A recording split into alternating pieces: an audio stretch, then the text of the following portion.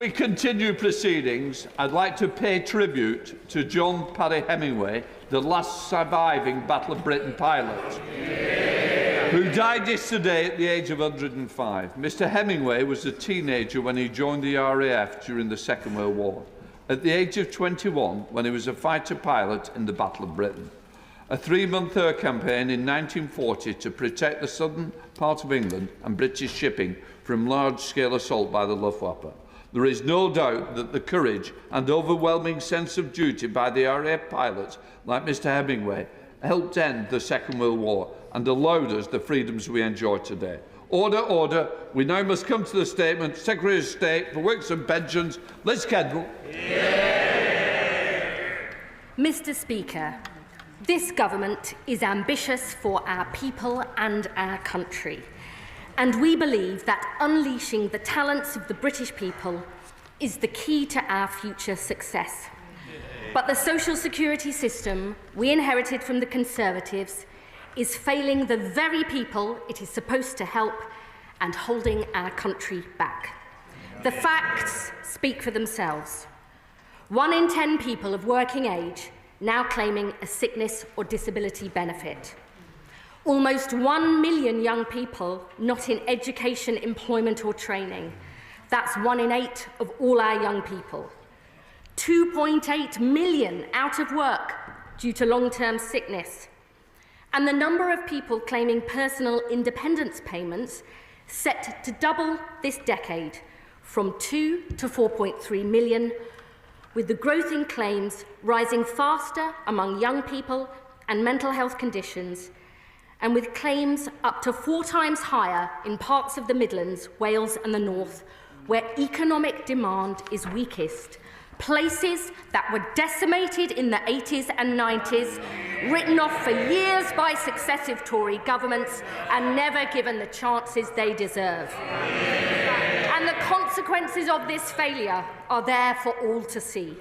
Millions of people who could work, trapped on benefits, denied the income, hope, dignity and self-respect that we know good work brings.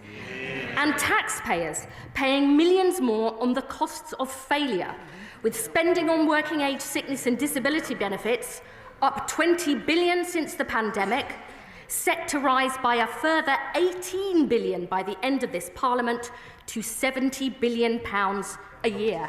And it is not like this in most other comparable countries, where spending on these benefits since the pandemic is either stable or falling, whilst ours continues to inexorably rise.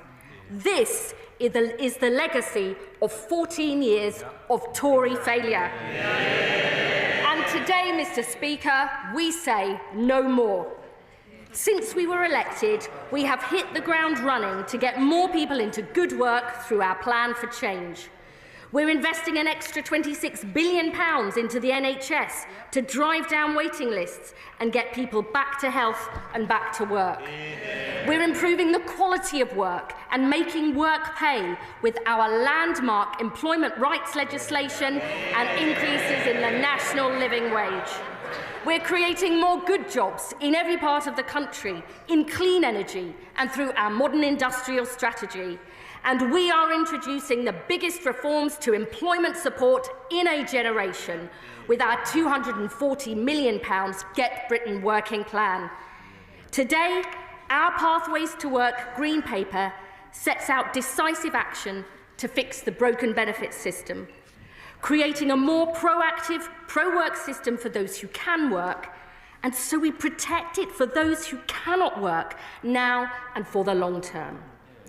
Mr. Speaker, I know as a constituency MP for 14 years that there will always be people who can never work because of the severity of their disability or illness. Under this government, the social security system will always be there for people in genuine need.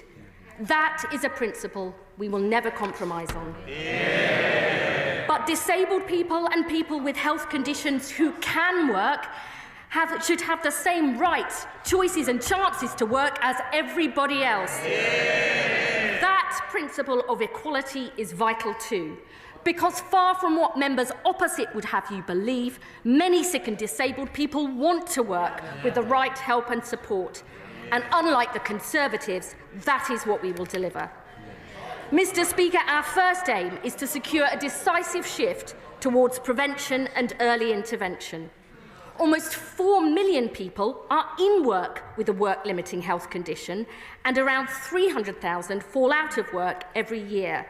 So we've got to do far more to help people stay in work and get back to work quickly, because your chances of returning are 5 times higher in the first year. Our plans to give statutory sick pay for 1 million of the lowest paid workers and more rights to flexible working will help keep more people in work. The Work Well programme is trialling new approaches, like GPs referring people to employment advisors instead of signing them off sick. And our Keep Britain Working review, led by former John Lewis boss Sir Charlie Mayfield, will set out what government and employers can do together to create healthier, more inclusive workplaces.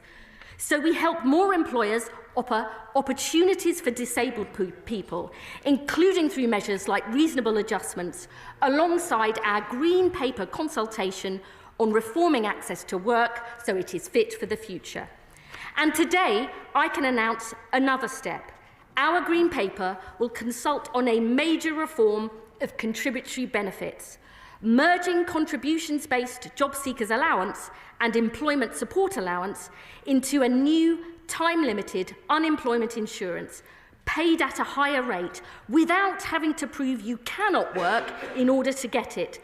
So if you have paid into the system, you'll get stronger income protection while we help you get back on track. Yeah. Our second objective is to restore trust and fairness in the benefits system by fixing the broken assessment process and tackling the perverse incentives that drive people into welfare dependency.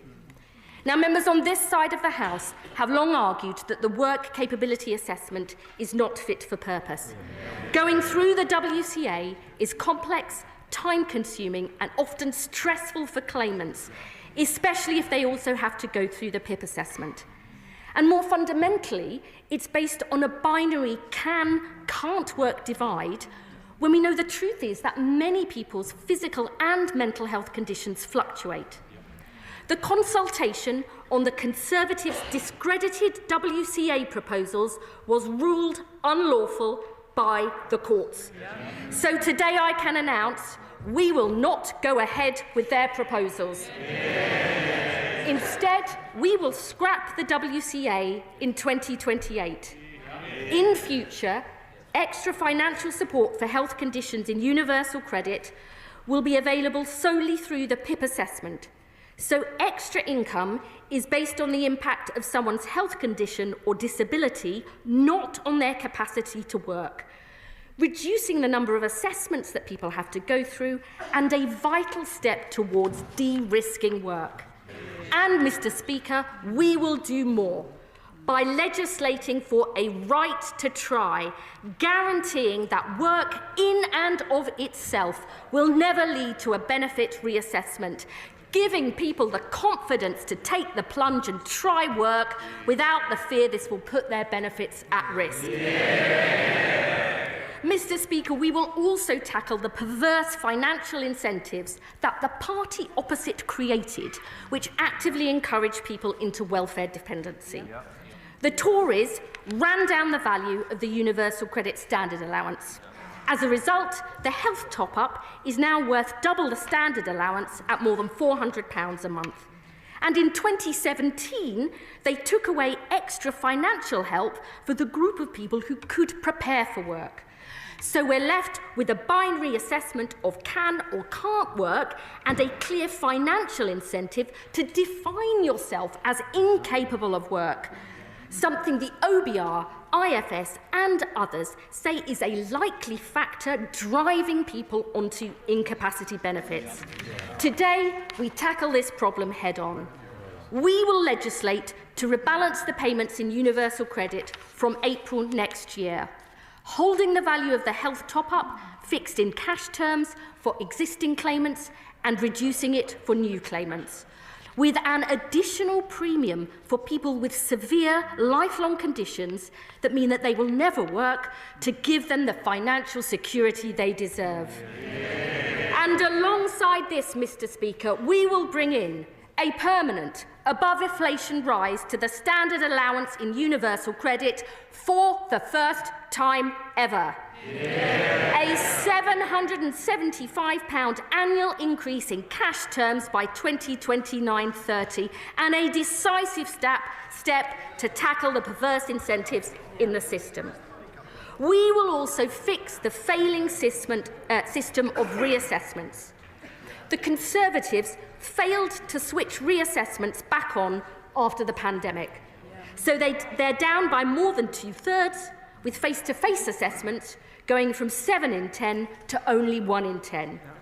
We will turn these reassessments back on at scale and shift the focus back to doing more face-to-face, and we will ensure they are recorded as standard to give confidence to claimants and taxpayers that they're being done properly. And, Mr. Speaker, I can also announce for people on universal credit with the most severe disabilities and health conditions that will never improve, we want to ensure that they are never reassessed to give them the confidence and dignity they deserve. And we will fundamentally overhaul the DWP's safeguarding approach to make sure all our processes and training are of the highest quality, so we protect and support the most vulnerable people. Mr. Speaker, alongside these changes, we will also reform disability benefits, so they focus support on those in greatest need, and to ensure the social security system lasts for the long term into the future. Social and demographic change means more people are now living with a disability. But the increase in disability benefits is double the rate of increasing prevalence of working-age disability in the country, with claims amongst young people up 150%, for mental health conditions up 190%, and claims for learning difficulties up over 400%, according to the IFS. Every day, there are more than 1,000 new PIP awards. That's the equivalent of adding a population the size of Leicester every single year. Mr. Speaker, that is not sustainable long-term, above all for the people who depend on this support. But the Tories have no proper plan to deal with this, just yet more ill-thought-through consultations. So today I can announce this government will not bring in the Tory proposals for vouchers, because disabled people should have choice and control over their lives. We will not means test PIP, because disabled people deserve extra support, whatever their incomes. And, Mr. Speaker, I can confirm we will not freeze PIP either. Instead, our reforms will focus support on those with the greatest needs. We will legislate for a change in PIP, so people will need to score a minimum of 4 points in at least one activity to qualify for the daily living element of PIP from November 2026. This will not affect the mobility component of PIP and only relates to the daily living element. And alongside this, we will launch a review of the PIP assessment, led by my right honourable friend, the Minister for Social Security and Disability, in close consultation with disabled people, the organisations that represent them, and other experts. So we make sure PIP and the assessment process is fit for purpose now and into the future. And, Mr. Speaker, this is a significant reform package that is expected to save over £5 billion in 2029-30. And the OBR will set out their final assessment of the costings next week. Our third and final objective is to deliver personalised support to sick and disabled people who can work to get the jobs they need and deserve. We know from the last Labour government, and our new deals for disabled people, young people and the long-term unemployed, the difference that proper employment support can make.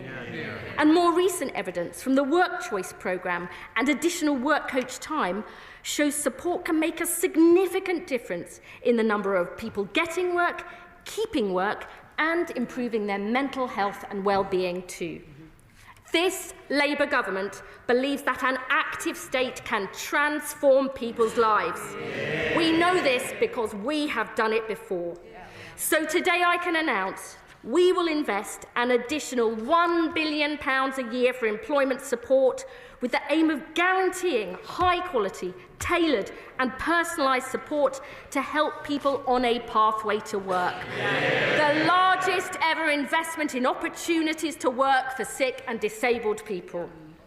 And alongside this, for those on the UC Health top-up, we will bring in an expectation to engage and a new support conversation to talk about people's goals and aspirations, combined with an offer of personalised health skills and employment support. And because being out of work or training when you're young is so damaging for your future prospects, we will go further.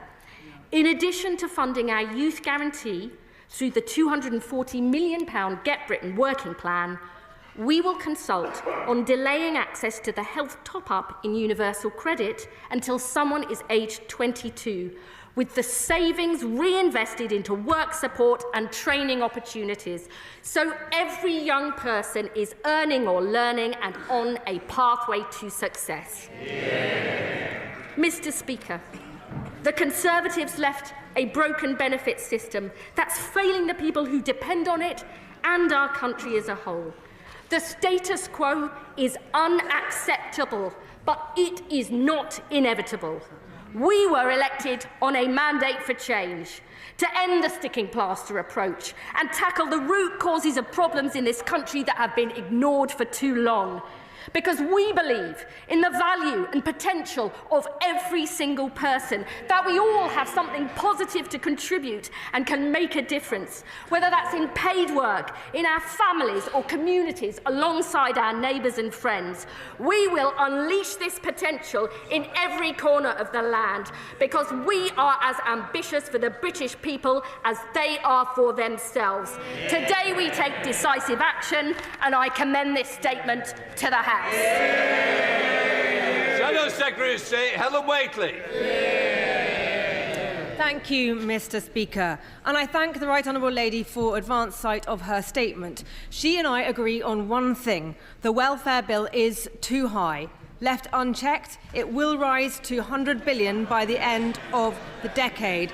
Spending more on sickness benefits than we do on defence is not the sign of a strong country. And this isn't just a question of money. We have 3 million working-age people not working due to ill health, not filling the roles businesses need, not contributing to our economy, not fulfilling their own potential. Now, the best way to get the welfare bill down is to get people off benefits and into work. That is what we did year after year after taking office in 2010. Despite the once-in-a-century pandemic, there were 4 million more people in employment when we left office than the mess we inherited from Labour. Before the pandemic, economic inactivity was at a historic low. But it's true that then we started to see a new phenomenon: growing numbers of people claiming sickness benefits, and particularly worryingly, young people. A system set up with good intentions to protect the most vulnerable in society had over time morphed into something broader, driven in part by a well-intentioned but not always helpful medicalisation of life's ups and downs. In government, we identified this problem. We worked up plans to tackle it, but at every point, Labour opposed them. In fact, the Chancellor said that not one single penny could be saved from benefits. So when they came into office, not only did they cancel or delay pretty much everything we handed over, they had no plans of their own. They walked into the department with empty notebooks. All they'd done in opposition is oppose, instead of the hard work of coming up with their own answers. That's why the country has had to wait another 8 months for this announcement. And in that time, taxpayers have shelled out $7 billion in extra sickness benefits. Nearly 500,000 people have been signed off sick. In fact, 60 people were signed onto sickness benefits while the Right Honourable Lady was talking. Nonetheless, I have been looking forward to hearing what she would announce today, and which of the many things briefed out to the media her spinning policy wheel would eventually land on. In the last few weeks, they have made it look really hard, but nothing compared to how hard life can be for a severely disabled person. Somebody for whom getting up, getting dressed, getting breakfast, things most of us here found easy to do this morning, they find hard, if not impossible. For some people, the last few weeks has been deeply frightening. They will be glad for the uncertainty to finally be at an end. Mr. Speaker, I can genuinely say that I want the Right Honourable Lady to succeed, and I welcome her commitment today to increase the number of reassessments and that more of these will be taking place face-to-face and recorded. I welcome the investment in employment support for disabled people. And of course, I welcome her re-announcing a host of things that we were doing in government. Scrapping the work capability assessment and creating a single assessment. That is already government policy, due to come in 2026-27. Her big idea seems to be to delay this until 2028. Merging New Style JSA and ESA into a new time-limited higher rate, a proposal we worked up in government. Tightening up eligibility for PIP, a consultation we launched, and by the way, would have gone much further on. Ending reassessments for people whose health conditions won't improve, we consulted on. Their right to try guarantee sounds remarkably similar to our chance to work guarantee. And of course, her continued support for Workwell, a programme I launched with the now Shadow Chancellor. In fact, the only original idea I can see in their entire announcement is increasing the rate of unemployment benefits, a Labour policy if ever I heard one. Mr. Speaker, this is a now or never chance to seize the moment, a now or never for millions of people who will otherwise be signed off for what could end up being a lifetime on benefits. But this announcement today leaves me with more questions than answers. How many people will this help back into work? By when? Surely we haven't been waiting 8 months just for another green paper. Where is the Fit-Note reform crucial to stem the flow of people onto benefits? Where is the action on people being signed off sick for the everyday ups and downs of life? Why is she only planning to save $5 billion when the bill is forecast to rise to over $100 billion? And do the savings she's announcing today include the $5 billion savings we had already agreed with the OBR for reforming the work capability assessment? Because if so, she has made virtually no savings of her own. What is the saving net of the additional expenditure planned? Fundamentally, this is too little, too late. The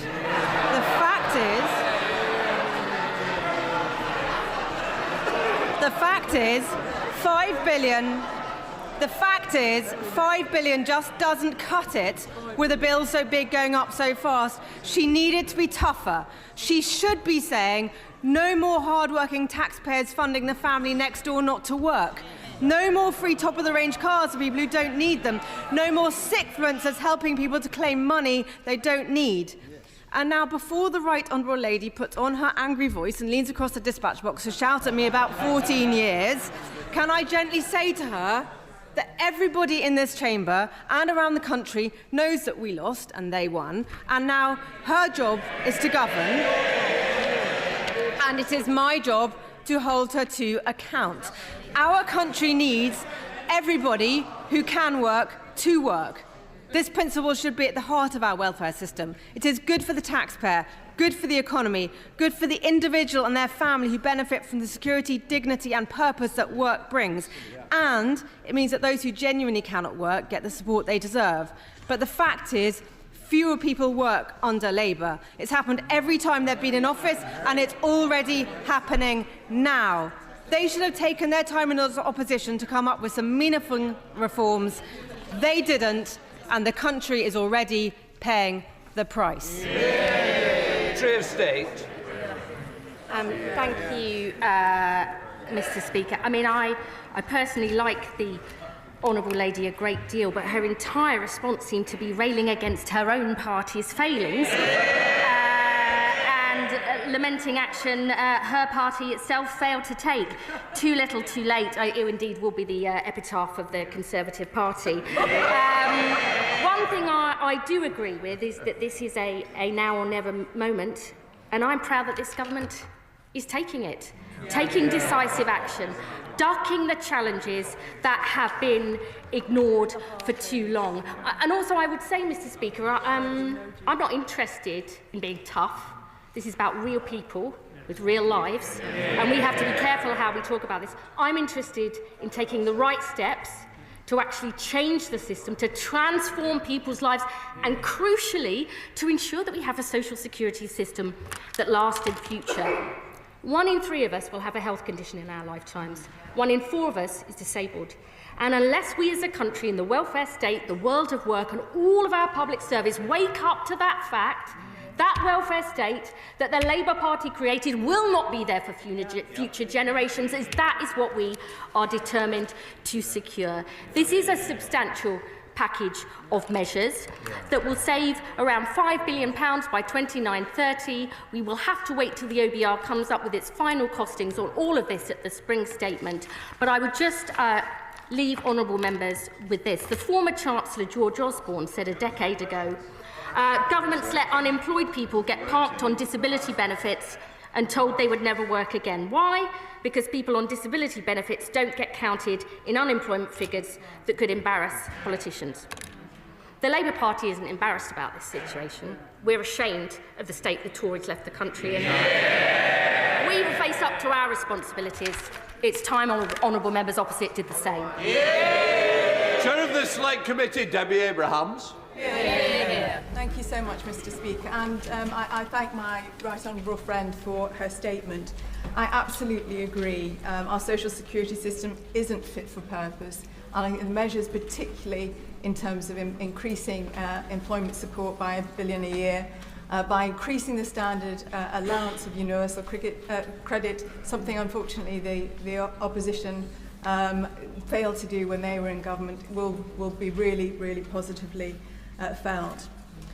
I also appreciate the difficult financial circumstances we face ourselves, and in spite of the £5 billion being said by the party opposite to be a huge figure, it's actually the largest cut in social security support since 2015. And I would put that there are alternative, more compassionate ways to balance the books rather than on the back of sick and disabled people. I absolutely fundamentally believe that my right honourable friend is on the right course, and I implore my party to try and get our reforms to bed in first before we look to making the cuts, a point that others have also made. There's so much evidence of the adverse effects that the party opposite had with the cuts in support and the restrictions in eligibility criteria when they were in government, including the deaths of vulnerable people. And we can't have a repeat of that. So I would be grateful if my honourable friend could, as a matter of urgency, publish the analysis that they've had on the impacts, particularly on mental health impacts, and also to give an outline of when we are expected to respond. Thank you. Secretary of State. I really thank my honourable friend for her response. Let me say straight off, we will be publishing the equality impact analysis and the poverty analysis alongside the spring statement. I know that she is a lifelong champion for sick and disabled people and has rightly raised concerns, including through the Select Committee, on vital issues like safeguarding, and I look forward to receiving the Select Committee's report on that to learn from the evidence they've received. I would just say that although this package is a substantial package with those estimated savings, spending on working age, sickness and disability benefits will continue to rise over this Parliament. The last forecast was that it would continue to rise by £18 billion. It is not a cut, as the Honourable Lady has said. These are really important issues. We need to work to get this right, to make sure the proper support is in place for people, and I really do genuinely look forward to working with the Select Committee to get all these proposals right. Steve Darling, the Liberal Democrat spokesperson. Thank you, Mr. Speaker, and I would first of all like to start by thanking the Secretary of State for sharing her statement in advance. That was extremely welcome. Liberal Democrats want to see more people in work, including those with disabilities. Sadly, the significant blocker for those people getting into work is the appalling state of our health and social care system left behind by the Tories to my right in more ways than one. And we desperately need the new Labour government to drive forward with reforms that actually see an investment in our health service to improve it. The devil is in the detail of these proposals, and I do fear what we will find as we turn over rocks over the next few days, particularly for those who are most vulnerable. The Minister has described the system as a broken system, and so therefore I would like to ask the Minister, how are you driving... Chair. How is the Minister driving significant change through this? I fear that this is just tinkering around the edges where we need to see real culture change within the DWP. And also, Mr. Chair, investment in our NHS is absolutely more essential. Secretary of State. I actually agree with the Honourable Gentleman. We do need extra investment in the NHS and to overhaul the culture of the DWP, and that is precisely what we are doing. We are investing an additional £26 billion into the NHS, an extra £172 million into the Disabled Facilities Grant to help disabled people live independently, £3.7 billion into social care, because that's such an important issue. We do need a decisive cultural shift in the DWP. That's why our Get Britain working plans have announced proposals to overhaul job centres. And we've also said today we need to have a fundamental look at our safeguarding approach. And I would also say this, our Pathways to Work employment support programme genuinely is that, because for some people, getting out of the house is an achievement. For others, going along to a community group, maybe doing voluntary action, getting skills, that is what we mean. And we will work closely, not only with the NHS and my right honourable friend and social care, but also voluntary organisations who have such a vital role to help people on a pathway to success. Dave McHillier. Mr. Speaker, and I welcome my right honourable friend's commitment to making sure that no one is on the scrap heap when it comes to working, that everyone will get the support that they need. I note that she's consulting on delaying access to the health top-up in universal credit until someone is aged 22, and would be grateful if she could explain the rationale for that age and what savings she expects to make if that consultation goes forward. Secretary of State. My right honourable friend raises a really important issue. I would say on that, honourable members, I mean, patience is not my greatest virtue, but honourable members will need to wait until the OBR's full assessment of individual measures and the savings that they make for the spring statement. And also on the delaying access to the health top-up for those under 22, there will be a specific exemption for those who are never able to work because their disability is so severe. But this is all about matching it with our youth guarantee, announced in the Get Britain working plan, to make sure every young person is earning or learning. Because if you are not in education, employment or training when you are young, the impact can be lifelong and scarring for your health, job prospects and earnings. And so we have got to put that right. Esther McVeigh. Thank you, Mr. Speaker. How precisely will these benefit cuts be realised, given this government's anti-business budget, which has seen businesses close at the fastest rate since Labour was last in office, and of those still standing, 30% are planning to cut staff to cope with the increase in the employer's national insurance contribution? Where are the jobs? We know Labour is the party of the magic money tree. Is Labour now the party of the magic jobs tree too? I mean, the only party that believes in magic money is members opposite, who wrote a cheque that they couldn't pay. And I would say to the Honourable Lady, unlike members opposite, we believe good work and good rights at work actually is of benefit to businesses, because the best businesses know it helps retain people and reduce the costs of recruitment. We are overhauling our approach with employers in the DWP, because only 1 in 6 ever uses a job centre to recruit. We want to have a single account manager for all businesses. We're going to make sure our job centres are much more embedded in their local communities, so they have detailed knowledge of individual employers. That is the way that we get Britain working and growing again. Clive Lewis. Thank you, Mr. Speaker. Can I ask the Minister, when they made the decision, to go down this route, did they understand the pain and difficulty that this will cause millions of people, millions of our constituents who are using food banks, who are using social supermarkets, people who are on the brink? This £5 billion cut is going to impact them more than I think her department is giving credit for. And I would like her department to be able to look my constituents in the eye when I go back to them to tell them that this is going to work for them, because as things stand, my constituents, my friends, my family are very angry about this, and they do not think this is the kind of action that a Labour government takes. I have great respect for my honourable friend, but let me just say this to him. I've spent years chairing Feeding Leicester, the programme to end hunger in my city. And I know that I can look my constituents in the eye and say to them, I know that getting more people into better paid jobs is the key to their future success. I know dealing with their mental health problems, which we know are so prevalent, is absolutely essential. We, the Labour Party, believe that if you can work, we will give you the help to get back on your feet, because that is the long-term route to tackling poverty, tackling inequality, which is what this Labour Party is all about. Caroline Down. Thank you very much, Mr. Speaker. Like the Honourable Lady, I was also elected in 2010, and I need to tell her that our recollections differ.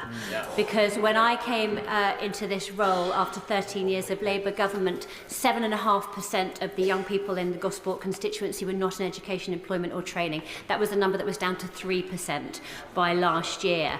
And since they've taken office, 83,000 more people across this country of working age are now unemployed. So what I want to know from her is all the jobs that take on so many of the young people across our constituencies, from adult social care to childcare to hair and beauty, are telling me that they're not now taking on more staff as a result of her Chancellor's changes to national insurance contributions. Surely the two are mutually incompatible. Secretary of State. I would say to the Honourable Lady, unless we cut waiting times and waiting lists in the NHS so people can get back to health and back to work. That is the reason that we are investing an extra £26 billion into the NHS, and many employers have said to me that they are deeply concerned about that. And we are precisely dealing with those key sectors, health and social care, construction, all those areas where people want people with the skills to get jobs. We are overhauling our approach in DWP, setting up sector work-based academy programs specifically tailored to employers' needs. I know there's more we need to do to work with employers to help them get people back into work, and that is what this government will deliver. Dr. Marie Timble. Thank you, Mr. Speaker. After 14 years of Conservative failure, there's a 29% employment gap and a 17% pay gap for disabled people in this country. Therefore, we must ensure that the social model of disability is central to government decision-making to achieve inclusive growth that enables disabled people to fulfil their potential. I welcome her proactive approach to reasonable adjustments and the £1 billion support package to get disabled people back into work where they can work, as well as her recognition that PIP is designed as an in-work benefit to enable people to live independently, because research shows that supportive, incentive-based approaches massively outperform cuts or sanctions in getting disabled people into sustainable employment. What work has she done to develop inclusive growth strategies across all employment sectors to close the disability employment gap and the disability pay gaps? Sarah State. I absolutely agree with my right honourable friend. This is at the heart of our mission here, providing those equal rights and choices for disabled people to work as anybody else. We will be working with disabled people and the organisations that represent them to develop our pathways to work employment support so we get it right, because we won't do that unless we work closely with disabled people. And we are also working right across government. We have disability ministers in every single government department.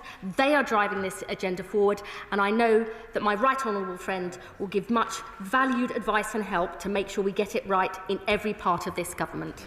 John Milne. Thank you, Mr. Speaker. Encouraging and enabling people back to work is a laudable aim, but how can the Minister assume £5 billion worth of success in advance of actually rolling out the programme? Surely the right approach is to let the reforms generate savings naturally by a concrete reduction in need, rather than to set an arbitrary target beforehand. We're not setting an arbitrary target. We're fixing a broken system, and we're taking action immediately, because we believe we have to both put in place that employment support, put in place the health support and social care support at the same time as fixing a broken benefit system. And I would just say to the honourable gentleman, I start first, last and always with people. What do we need to do to give people the opportunities they deserve if they can work? What do we need to do to make sure the social security system lasts in future? That is something that we cannot put off any longer, because that is not good enough for the people that we were elected to serve. Joanna Baxter. Thank you, Mr. Speaker. PIP is a devolved benefit known as the Adult Disability Payment in Scotland.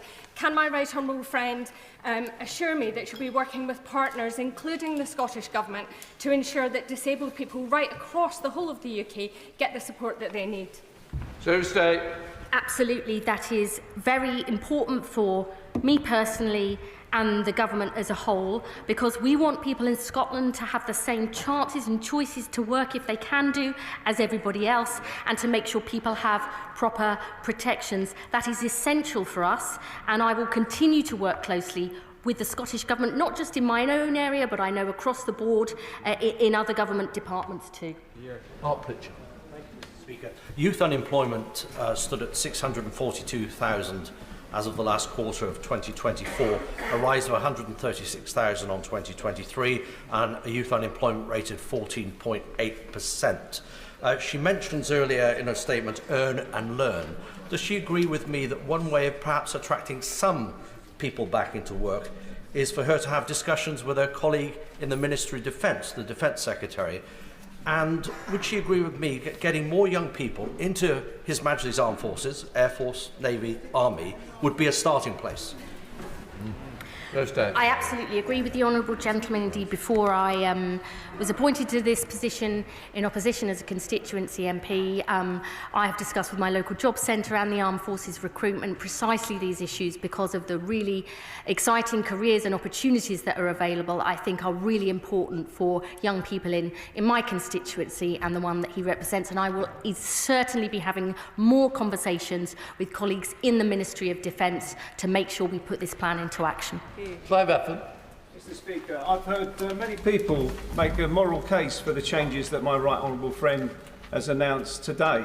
But does she agree that over the last 20 years, those people with large amounts of wealth have done extremely well, whilst average household incomes have stagnated and the standard of living for the overwhelming majority has gone down? So whilst we make a moral case for changes to the benefit system, shouldn't we also be making a case for how we tax wealth as opposed to income? My honourable friend is right that those with the broadest shoulders should bear the biggest burden, and that's why I'm very proud that we have tackled issues like closing loopholes in the non-dom tax status, why we've looked at the profits of the energy companies and many other areas. I think that is an absolute principle of this Labour Party of fairness in the tax system. Stephen Flynn. They say they won't change their fiscal rules because of their manifesto. They say they won't change their tax policies because of their manifesto. They say they won't change their position in relation to the single market because of their manifesto. Perhaps the Secretary of State could outline to me and to people right across the UK where in her manifesto it stated that they were going to take £5 billion away from disabled people. I'm very happy to send a highlighted version of our manifesto to the honourable gentleman, where we said we would reform or replace the WCA. We said we'd make sure we dealt with backlogs in access to work. We said we'd make work pay. We said we'd invest more in the NHS. We said we'd improve employment rights. We said we'd create jobs in every part of the country. I'm very proud we're delivering on it. I just ask the honourable gentleman to take a look at what's happening in Scotland and their record there, because there's probably more they could do. Jill German. Thank you, Mr. Speaker. I'm delighted to hear my right honourable friend announce additional investment for high-quality, tailored and personalised support to help people on a pathway to work, and the recognition that for so many it is indeed a pathway and not just a series of referrals that just lead back to square one. So can my right honourable friend assure me that joint working with local support services like those in Clwyd North, already doing great work, will form part of this so a truly local, person-centred approach can be achieved? Thursday. Yes. We won't get this right unless we draw on the huge strengths of our voluntary and community organisations. You know, I have never believed that there are hard-to-reach groups. It's just we need to change what we do. And I think there's a lot we can learn from groups like the one my honourable friend suggests, because it really is a pathway to work. I think we've got to end this false divide between those who can and can't work and understand that there are steps towards a better life, and that's what this government wants to deliver. Dr. Luke Evans. Thank you, Mr. Speaker. Two practical questions. She said she's joining Job Seekers Allowance and Employment Support Allowance into a new time-limited unemployment insurance. What is that time limit? And second of all, she said an expectation on people to look for work. What happens when they don't meet that expectation, and what discipline is faced if they don't take that up? The time limit is one of the things we're consulting on in the Green Paper, and I look forward to hearing his views about that. And in terms of the expectation to engage, it's actually very interesting when we have started to free up our work coach time, actually offer support on the phone, in person. Many people have come forward because we're trying to change the culture of that. Actually, I mean, the Conservatives always leap straight to a position where people refuse to get involved. Actually, we've got to change the culture. And I believe that is the way that we would get more people onto that pathway to success. Florence Eshelin. Thank you, Mr. Speaker. I agree with the Secretary of State that many disabled and sick people want to work, but the reality is cutting PIP will not address the reasons why they don't. The Secretary of State outlined the reasonable adjustment framework for disabled people is hard. It's very hard to navigate. It took me 6 months to navigate that for my member of staff in the place where we legislate. So how hard is it going to be for disabled people in the workplace to try to get those employees to make those adjustments? Can the Secretary of State outline how she's going to make sure that the workplace is ready for people accessing workplace and that disabled gap employment, which really, in a sense, doesn't have anything to do with benefits, but some of the reasonable adjustments that we see not happening at the moment? I know my honourable friend is an absolute passionate advocate of these issues, and she's right. We have to do far more to work with employers to ensure that those basic reasonable adjustments need to be made. That is one of the issues that Sir Charlie Mayfield is looking at in our Keep Britain Working review, precisely because we know good employers understand the need to make these changes. I am very happy to meet with my honourable friend to go through this in more detail, because she's right, we've got to get this absolutely nailed. Gavin Robinson. First it was the pensioners and their winter fuel allowance, then it was the WASPy women and broken promises, and now it's the sick and the vulnerable. We believe in protecting the taxpayer, but protecting those who need our support the most, and yet not a word about abuse or not a word about those who are taking money out of the system when they are not entitled to it. Can I ask the Secretary of State how she can rationalise in her mind in this statement how she, on the one hand, accepts that people's health and their well-being can fluctuate, but on the other hand say that she's going to do away with the accumulation of points. To require an applicant to get 4 points in any one box does away with the ability to recognise that mental ill health particularly manifests itself in many different ways, and that accumulation of points has been incredibly important to get support for those who need it most. If it fluctuates, how is she doing away with that accumulation? I would say to the honourable gentleman, there is very clear evidence that good work is good for mental health. And that is for people with anxiety and depression, but also those with more severe conditions. Psychosis, schizophrenia, really clear evidence from the NHS individual placement and support programme that you can help people get into work. That's not only better for them and their incomes, but it reduces their relapses and spending on the NHS. He asks me how I rationalise this. It's because I am not prepared to accept a system that is miserable for people, that traps them in poverty, that denies people the chances and support they deserve. And I am also not prepared to accept an inexorable rise in the cost of spending, much of which is on the cost of failure, precisely because I want to ensure the social security system lasts for the long term. Sarah Owen. Mr. Speaker, I think all of us on this side of the House at least understand the scale of the financial bin fire left by the previous government. But there are those that are worried and are seeking assurances at home. Of the 1 million people potentially losing disability support, what guarantees can my right honourable friend give that those that are unable to feed or toilet themselves will not lose out in personal care?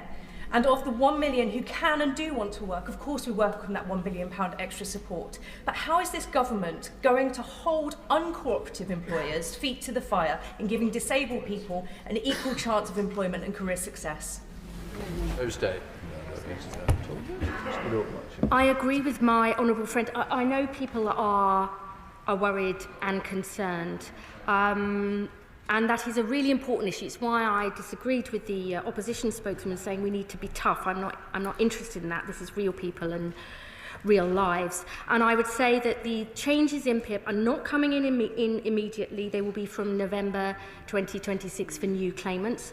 Those with severe conditions who will never work will be protected. If people do have a reassessment, it will be done by a fully trained assessor or a healthcare professional based on their individual needs. And in order to ensure there is greater confidence in those assessors and the decisions that are being taken, we will overhaul our safeguarding and training, and we will record those assessments as a standard, because that is absolutely essential. So Desmond Sway. Speaker, because working is so beneficial to mental health, will she require claimants to undertake socially useful work in order to retain their benefits? Sarah State. No.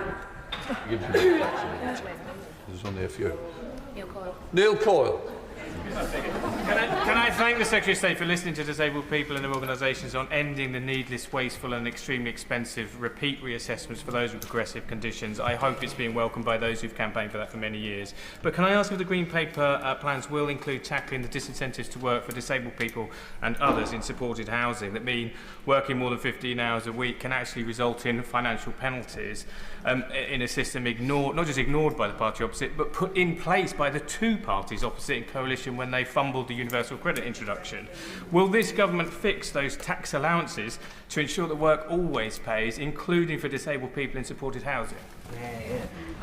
My right honourable friend, the Minister for Social Security and Disability, is looking at that, and I am sure he will discuss these issues with my honourable friend if he would like that. John Barry. Thank you, Mr. Speaker. I've heard nothing today that shows the government has yet listened to disabled people. Any changes to PIP should have been co-produced, but we have this week 25 disabled people's groups and charities writing to ministers begging to be included and not as an afterthought. Can the Secretary of State explain why disabled people are feeling so disregarded and scapegoated, and why impoverishing them to the tune of £5 billion is a higher priority than a simple wealth tax? Hear, hear. So State. I mean, I think many disabled people did feel disregarded and ignored under the Conservative government. And I would say to her that on many, not all, but many aspects of what I've announced today, we will be working with disabled people and the organisations that represent them. And if she has particular issues and concerns that she would like to raise, I would be very, very happy to her if she would like to write for me or meet myself or the Minister for Social Security and Disability. Mike Donald. You know that there are decisions made in this House that stay with you for the rest of your life. This is one of them. Can I say to the Secretary of State, we all agree with their objectives of trying to ensure that disabled people are fully have the resources to have a decent quality of life, and that those capable of work have the support to get them into work. But the reality is trying to find up to £5 billion worth of cuts by manipulating, by changing the PIP rules, the criteria, will result in immense suffering, and we've seen it in the past, loss of life. So what monitoring, independent monitoring, will take place that will be reported to this House, and what threshold of suffering will it take to take an alternative route to supporting disabled people? I would say to my honourable friend, I take very seriously the issues that I've announced today. We absolutely want to make sure that all of the assessment processes and training are properly scrutinised, and we are overhauling our safeguarding processes. But let me just say this. My objective is to improve the lives and life chances of sick and disabled people, for those who can work, to support them to get into work, for those who will never work, to protect them, switching off the reassessments that have been done to give them dignity and respect. And I believe that that mission, not only to ensure those who can work do work, but to secure the sustainability of the social security for the long term, is precisely the responsibility of a Labour Party that founded the welfare state. Dame Harriet Baldwin. Thank you, Madam Deputy Speaker. One of the first acts of her government was to take away the winter fuel allowance from millions of pensioners on incomes as low as £13,000 a year, including 44,000 who are terminally ill or were. So can she reassure all our constituents that in making these changes, she will not be going after those who have a terminal illness? That is absolutely essential for me personally and for the government as a whole, and I do give that assurance to the honourable lady. But I would just gently say to her, you know, under the Conservatives, pensioner poverty increased, and they left 880,000 pensioners not getting the pension credit they deserve. They are suddenly converted to caring about pensioners on low incomes. In contrast, we've decided to act. Rachel Maskell. Thank you, Madam Deputy Speaker. As a physio, I know that optimising somebody's function and independence in work or not in work saves the system so much money because it prevents dependency. However, I find that incongruous with the cut of £5 billion and also changing the eligibility criteria. So will she ensure that before those precise measures are brought before the House, that disabled people are consulted and involved in that decision-making process, but also that we ensure that people maintain their independence, their psychological safety, their dignity, and aren't pushed further into poverty? Secretary of State. I would say to the Honourable Lady, I absolutely agree that keeping older people as physically independent for as long as possible is vital. That is one of the reasons why we're investing £26 billion extra into the NHS. We're also rolling out employment advisors, not only in talking therapies and mental health services, but starting that in physical health too, including for people with musculoskeletal conditions, because I think getting people back to health and back to work is so important. We will be legislating on the PIP changes. There will be full ability for this House to debate those changes, and we will be consulting with disabled people, crucially, on the employment support programme, how we get that right, and how we make sure that is much more joined up with the health support that many disabled people, sick and disabled people need. Lisa Smart. Thank you very much, Madam Deputy Speaker. Many of my Hazel Grove constituents are keen as mustard to get back to work, but they are waiting for either a diagnosis or treatment on the NHS. This is made more difficult by capital spending needed at Stepping Hill Hospital, and also the fact that mental health services across Greater Manchester are stretched too thinly. What assurance can the Secretary of State give these constituents that her announcements today are not going to make more difficult an already really difficult time of their lives? Mary Rimmer. I mean, she's absolutely right to champion the needs of... Sorry. Oh, sorry. Yes, thank you. She's absolutely right to champion her constituents' needs and to say many people... In fact, we recently did a survey of people on sickness and disability benefits, and 2 in 5 of them all said they were on a waiting list. And that is really concerning to us, which is why we are putting that extra investment in place. We need to go further and faster on driving those waiting lists down, but we have already achieved those 2 million extra appointments that we said we'd deliver in our manifesto 7 months early, and we will do even more to make sure her constituents get back to health and back to work. Mary Rimmer. Thank you, Madam Deputy Speaker. Nearly 1 million young people are leaving school and not in employment and training or education. My colleague and I, both representing St Helens, received a letter a couple of weeks ago, and it came a message from tutors in the college who were having difficulty getting young people to join training, education, and could we do anything about it? Could the Minister say a little more about a guarantee for employment for young people, and how we're going to get them to accept training? They were afraid of a cut in universal credit. I have to admit, I didn't know young people were on universal credit. I promised I will keep my answers shorter because I know there are so many colleagues who want to get in. Actually, our youth guarantee is going to start being rolled out from next month. It will bring together, local leaders, mayors and local leaders will bring together all that work, health and skills support locally. I'm very happy to talk to her personally about what more we can do in her constituency, because she's right, we've got to get those young people on a pathway to success. Jerome Mayhew. Mr. Speaker, when I fought the last election, I was honest with my electorate, telling them that we would save £12 billion from the welfare budget. Was the Minister honest with her electorate when she talked about their plans to cut disability welfare, or is she making this policy on the hoof because the Chancellor has destroyed economic growth? Secretary of State. They didn't have a plan. The former Chancellor, the member for Godalming and Ash, actually admitted during the general election that money had already been scored. So I'd say I will listen more to the honourable member when they actually put forward a plan that works instead of having it discredited in the courts. Dan Francis. Thank you, Madam Deputy Speaker. Too many carers of disabled people end up with physical and mental health disabilities themselves and end up trapped in the system of their loved one. What more can the Secretary of State do with her colleagues in the Department of Health and Department of Education to stop that trap? Secretary of State. I've been a lifelong champion of family carers who give their all to looking after the people they love.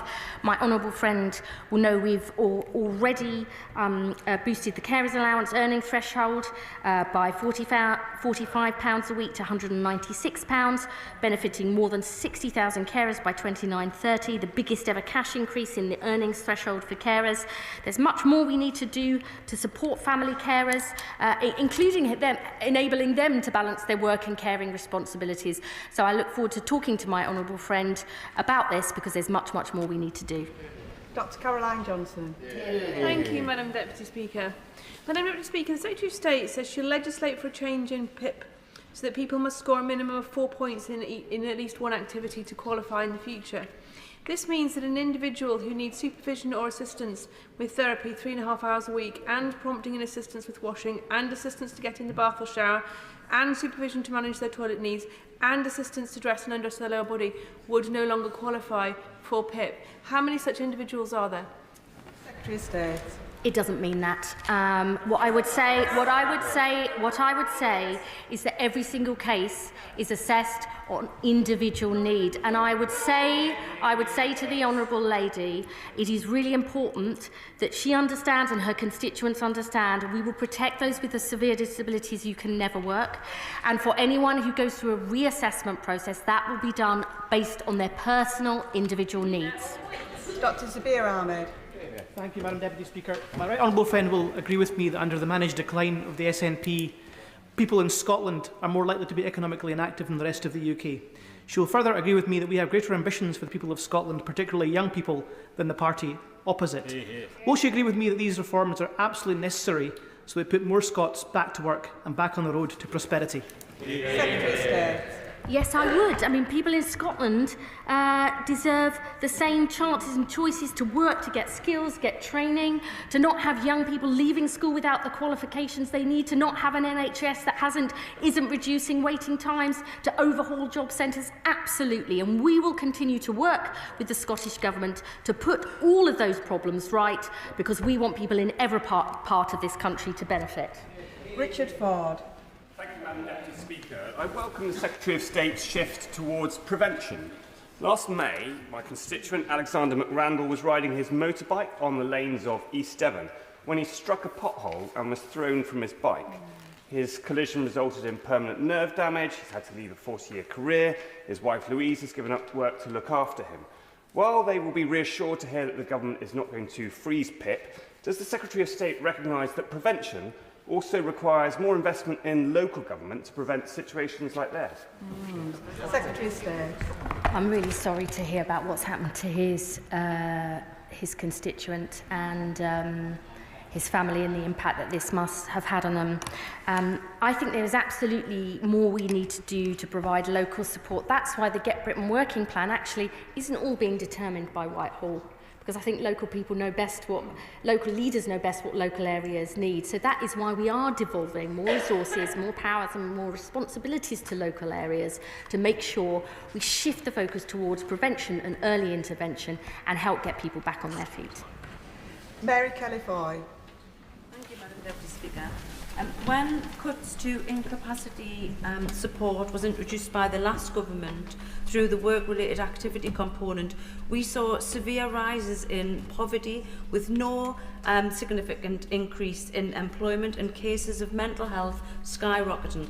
And in the North East, we already have some of the highest rates of poverty and ill health in the country. So what assurances can the Secretary of State give me that these changes won't push people in areas like mine further into poverty and ill health? It is absolutely about areas like my honourable friend represents, areas that have been written off and denied opportunities for so long. And it's really important that we look at this in the round. The action we're taking to create more good jobs in every part of the country through the modern industrial strategy, clean energy and building 1.5 million homes. My honourable friend, the Health Secretary, is sending in specific teams into the top 20 areas with the highest levels of economic inactivity to drive down those waiting lists. There is much more that we need to do to make this focused on the areas that need help most, and I look forward to working with my honourable friend to make that happen. Carla Lockhart. Thank you, Madam Deputy Speaker. Today, across the United Kingdom and in my constituency of Upper Bann, so many genuine benefit recipients are fearful of what lies ahead. People who are vulnerable and need a compassionate welfare system to assist them in their day-to-day living. Regrettably, there's been no reassurance given to those people today, particularly on the 4-point minimum requirement.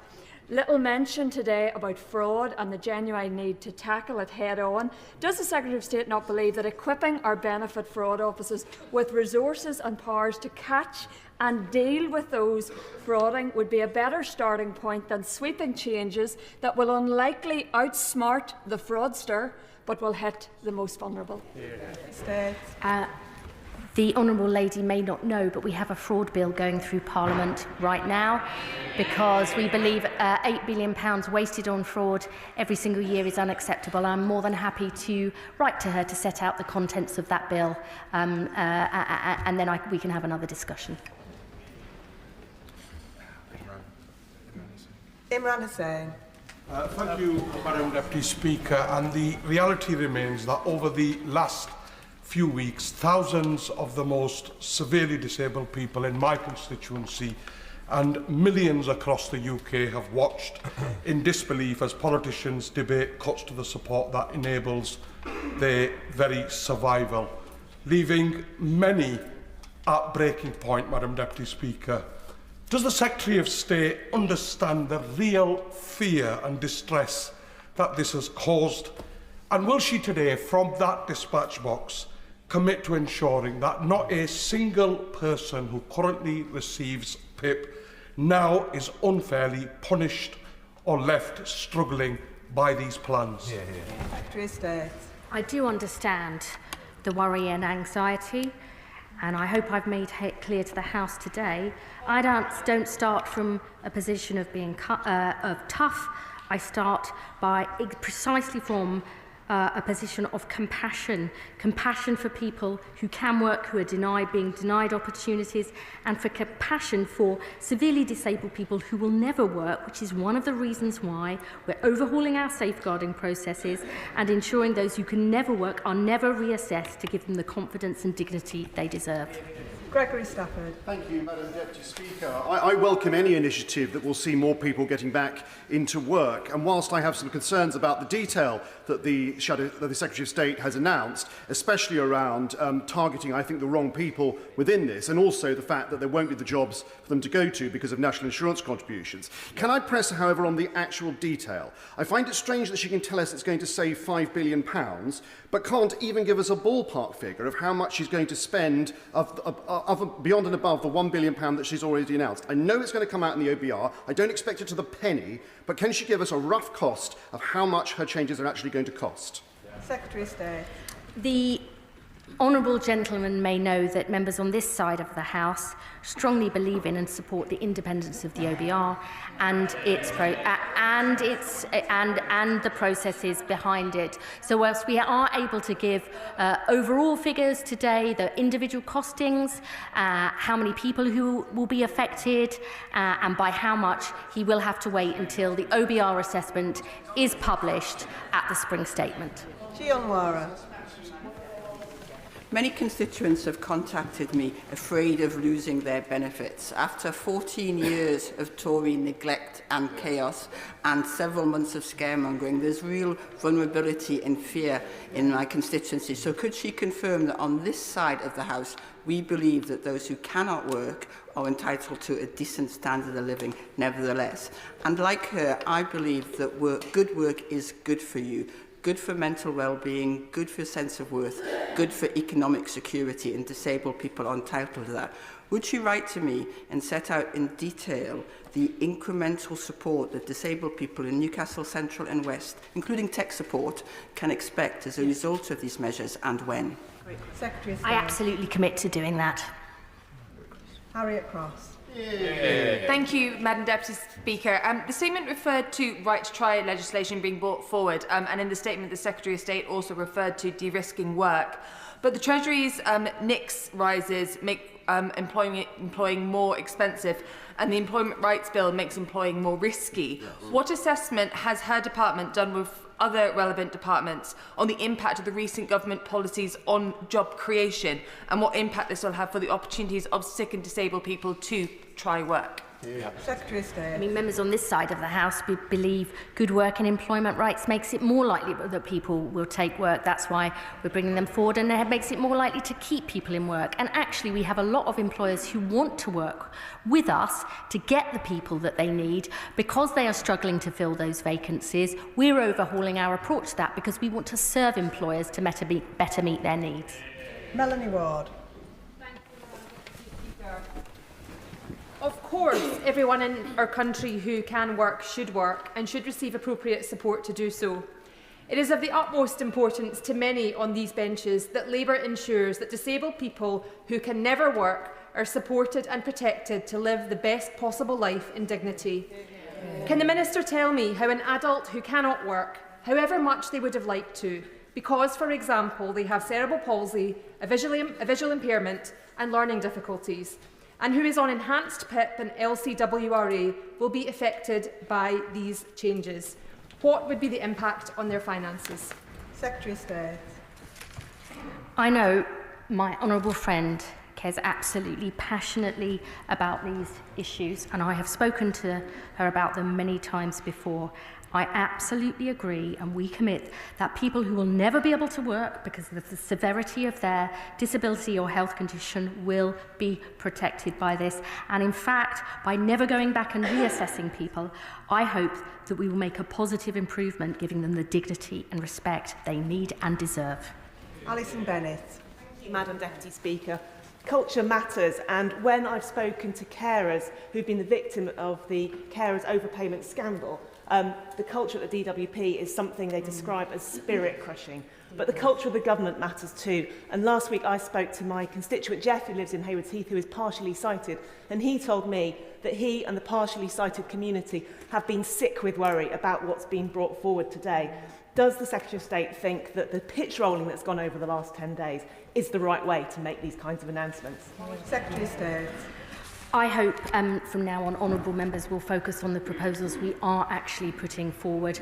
I would say to her culture does really matter, and that is, she referenced carers allowance. That's why we launched an independent investigation into this, because I don't just want to be told we're putting things right. I want independent voices to say that we are actually putting that right.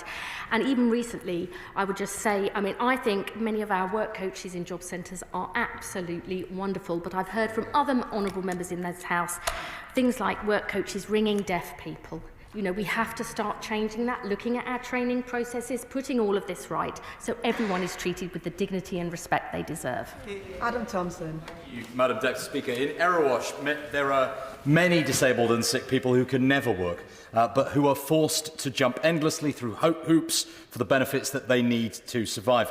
Can I welcome the Secretary of State's plan to switch off reassessments and end the needless stresses that these people must endure? And can I ask her to elaborate on these plans? This is actually something really important to myself and the Minister for Social Security and Disability personally, through cases that we've seen where it seems, quite frankly, unbelievable that people whose disability is never going to change or their health condition is only going to get progressively worse. So whilst we switch reassessments back on and more face-to-face for people on the health top-up, we really want to make sure that there is dignity and respect for those who can and will never work, and I would be more than happy to write to my honourable friend with more details about that proposal in the Green Paper. Kirsty Blackman. Madam Deputy Speaker, has the Secretary of State ever been diagnosed with depression? Because I have. I have been in a situation where getting up in the morning, where having a shower, where brushing your teeth feels like the biggest fight just to achieve those things. Does she think that putting people with diagnosis of a mental health condition through more reassessments is going to make their mental health condition better, or is it going to make it worse? The Honourable Lady will forgive me if I don't talk about any health issues I may or may not have had in the past, and although she is brave enough to talk about them in this House, I would say that people's mental health condition affects them in many, many different ways. And there are people with anxiety and depression who say to me that work has actually given them structure and purpose and helped them deal with the problems, and others who've said sometimes they just can't get out of bed, let alone out of the house. And I think we need to have a system which recognises the different and fluctuating nature of these conditions and does whatever is right for that person to get them back to health and, if they can, back to work. Dawn Butler. Thank you, Madam Deputy Speaker. Madam Deputy Speaker, I was a manager in the Employment Service, and it's always needed reform, from telling people that they have to come back in 6 weeks to get help, or under the Tory government being told we've got to move people from employment benefits onto incapacity benefits to say that there was more people in employment. So it's always needed reform. How we go about it and the way we go about it is fundamental and important. And I don't think it should be linked to saving money, because that's rather crass and it's caused lots of anxiety for my constituents in Brent East and elsewhere. The patriotic millionaires have said that just a 2% on assets over 10 million will bring in £22 billion a year. That's a better way to bring money in to help fill the black hole that we found ourselves in for the disaster of 14 years of the Tory government. Does the Minister agree with me that aspiration, compassion, care, fairness will be the hallmark of this Labour government? Secretary of State. Aspiration, compassion, care, fairness is absolutely the hallmark of this government. That is why we are bringing forward these reforms. And as I said earlier to the House, I don't start from a spreadsheet. I start from my belief that everybody has a value and a contribution to make in whatever way, and that we want people to fulfil their potential, and that is what these reforms are about. Ben Opsy-Jecty. Speaker, given the announced changes to the personal independence payment, what assessment has the Secretary of State made of the potential impact upon injured service personnel claiming the personal independence payment as an interim measure whilst their compensation claims are processed prior to the awarding of the Armed Forces independence payment? And will the Armed Forces independence payment also be in scope of these changes? Secretary of State. May I say to the honourable gentleman, I will look into that in detail and I will respond to him as soon as I can.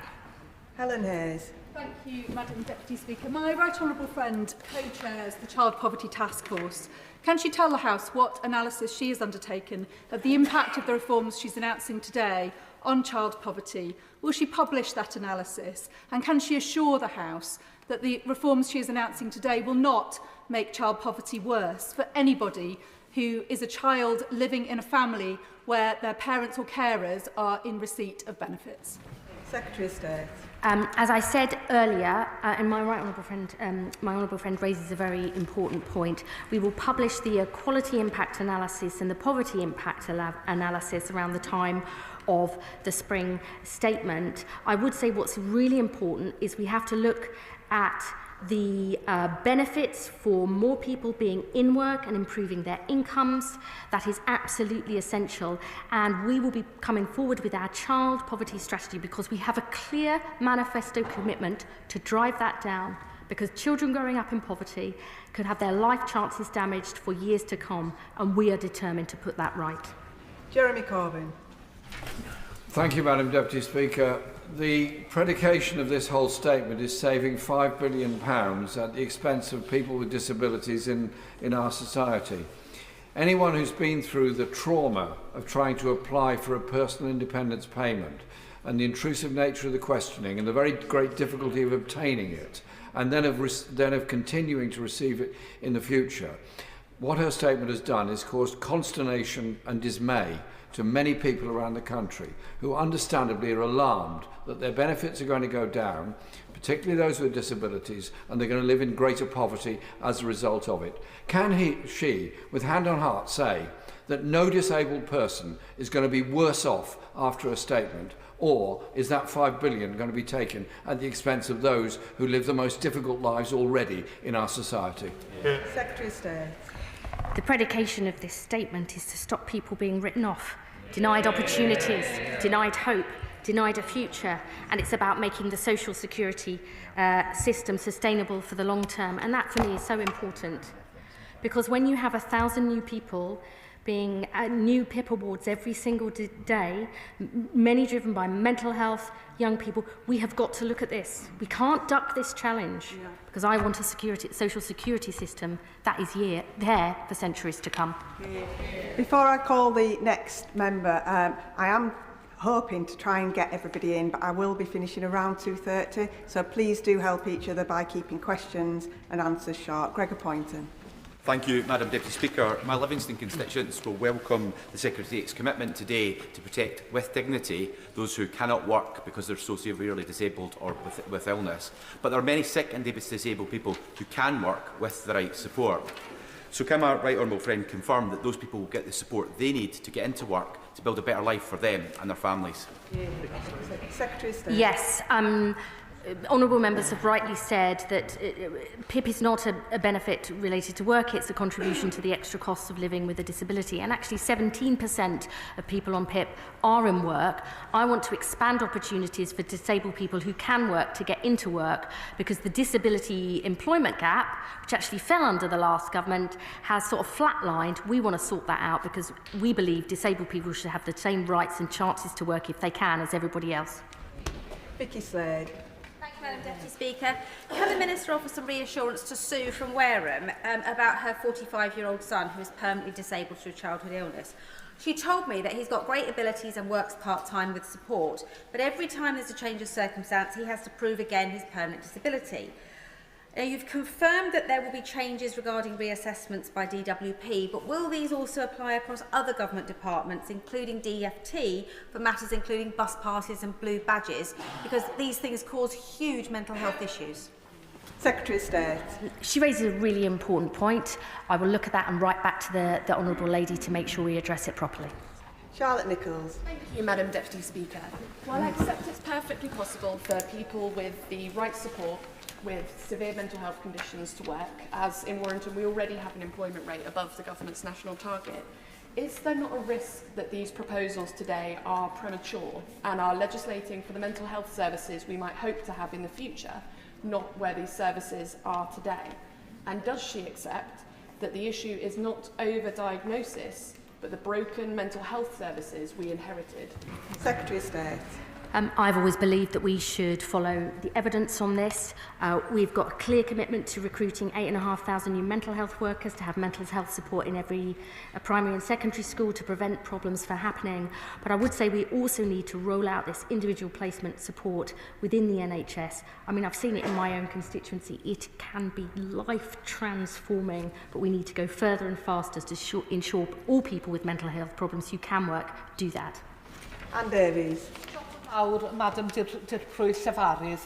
Wales will be hit hard by these cuts, with the second highest proportion of disabled people of working age in the UK.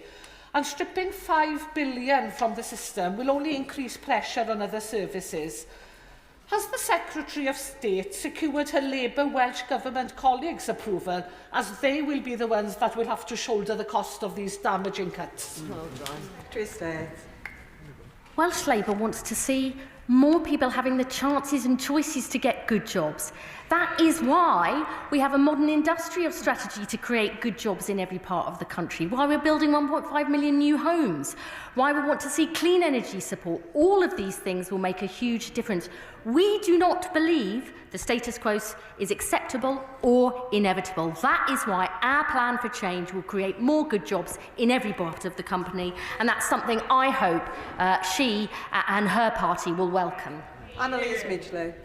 Thank you, Madam Deputy Speaker. I support the measures taken in this statement to get people who can work into work. I've been contacted by constituents who are worried. Like my constituent Lisa, who's got a son with a severe disability, he will never be able to work and relies on current support. So can my right honourable friend assure me that people like my constituent who cannot work and will never be able to work will not be worse off under these proposals? Secretary of State. We absolutely will protect those who can never work. And one thing that I haven't said to the House so far, one of the things we're actually consulting on in the Green Paper, is whether we should increase the age at which children get DLA from 16 to 18. I think that's a very important point to give people the reassurance they need and deserve.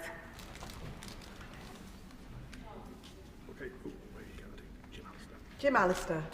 Thank you. To me, parity in our welfare benefits is a key feature of our union. When the last government introduced their welfare reforms, the Northern Ireland Executive saw fit to introduce mitigations, for which they had to pay by taking money off health and education out of the block grant. If on this occasion the Northern Ireland Executive decides to mitigate these cuts, can the Secretary of State confirm that again that money would have to come out of needed services like health and education? And I would say to the honourable gentleman full details about the impact of these changes on the block grant will be available at the spring statement. At the last budget, provided the biggest ever block grant settlement since devolution, and I will absolutely be working closely with both my honourable friend, the Secretary of State for Northern Ireland, and the Northern Ireland Executive to make sure that we do everything possible to help people in Northern Ireland into work and off benefits, to make sure they have the same chances and choices as people right across the United Kingdom. Andrew Pakes. Thank you, Madam Deputy Speaker. Peterborough is a youth unemployment hotspot.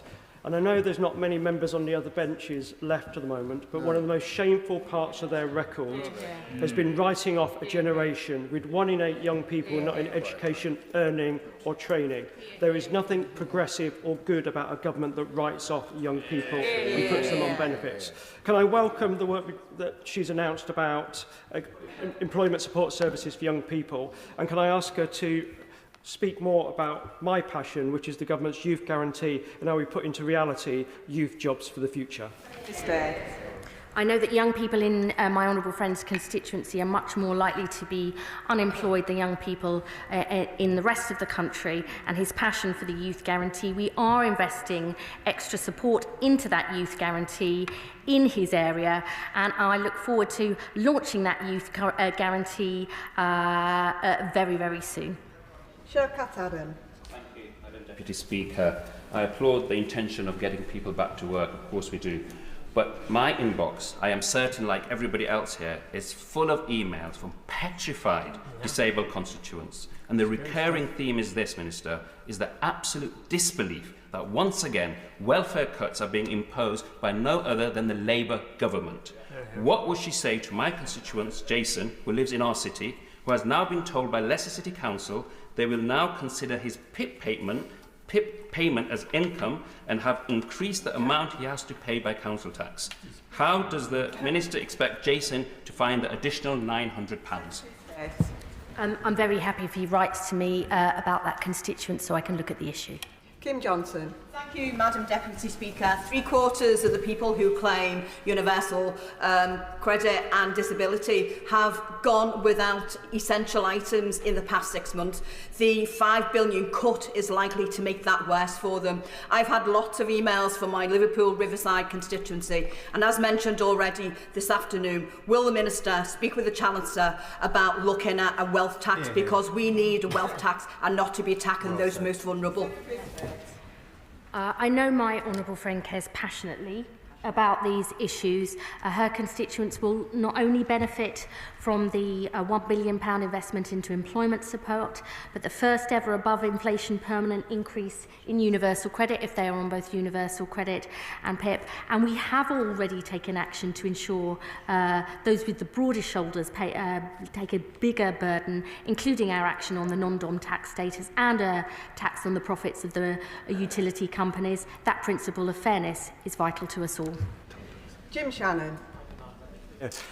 Minister, when I go on the tube twice a week in the disability seat in the carriageway, it says not every disability is visible. With that being in mind, will the Secretary of State commit to ensuring that those with severe mental health issues such as paranoid psychosis, those with anxiety, those with depression, those with PTSD, mental issues, that they who already fear phone calls and withheld phone numbers coming to their houses, that they will not be impacted or hounded when trying to root out fraudsters? And does the Secretary of State accept that for those with severe mental health who do not understand their illness, that they can't explain, what they can't grasp, and how will these people, my people, our people, be protected?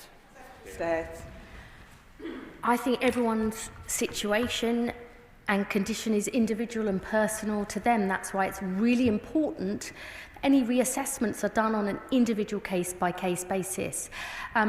I would say that there will be people with psychosis and schizophrenia who can never work, but I have also, in Leicester, met people with precisely those conditions who have got work through the employment advice provided by the NHS in individual placement and support. That is why the pathways to work, employment support, I've said, is personalised and tailored to that individual need. It is not easy in a system as big and as complex as the social security system to look at to give an answer right now to the individuals he's saying, but that's why we must have those personalised assessments done. I want to make sure much more is done to make sure they're done properly. Richard Bergen. Thank you, Madam Deputy Speaker. Last night I got a response from the Minister for Social Security and Disability to a written question I'd asked on the average payment for the daily living component of PIP. It showed that the average payment was just £12 per day. The daily living component is for extra help needed with everyday tasks like washing, eating, using the toilet and getting dressed. But the Secretary of State's proposal for tightening the eligibility criteria could mean that even those who are assessed as needing help in every criterion may not be entitled to PIP. Isn't it wrong to balance the books on the backs of the sick and disabled people in such a way?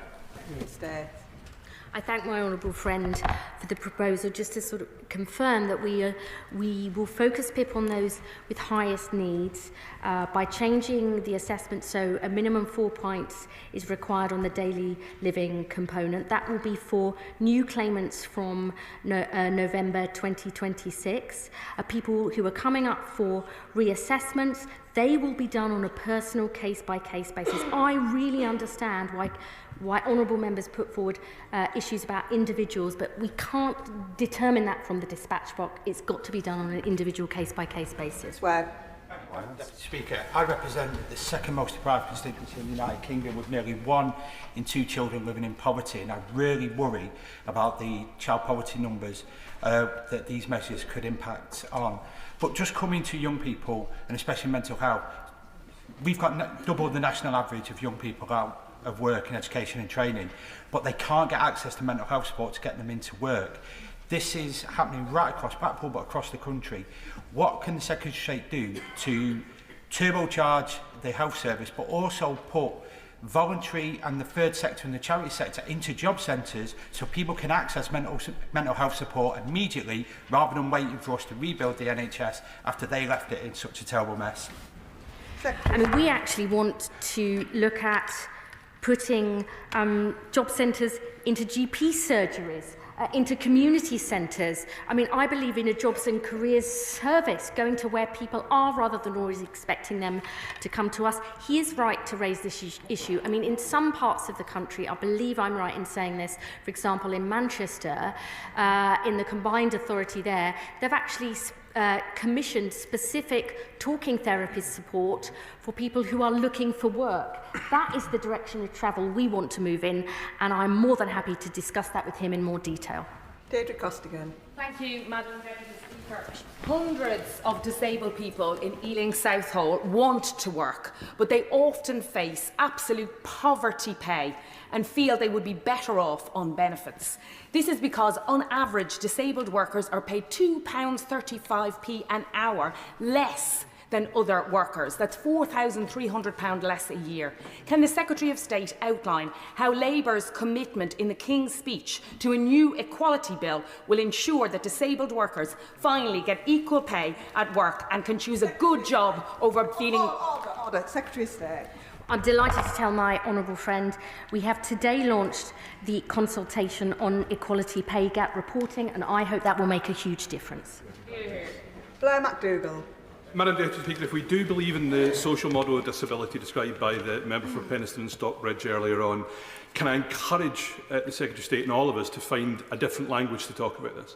Because when we talk about disabled people as unable to work, we ignore the fact that the majority of disabled adults are in work, and those that are not often are desperate to get into work but are held back by low pay and by lack of opportunities. And can we look again at access to work to make sure that the largest and most profitable employers are bearing more of the costs of adaptation? Can I remind members, there's a lot of members to get in. Please help each other and keep your questions and your answers short. Secretary of State. He's right. There's actually more disabled people in work than ever before. We need to recognise it and go further.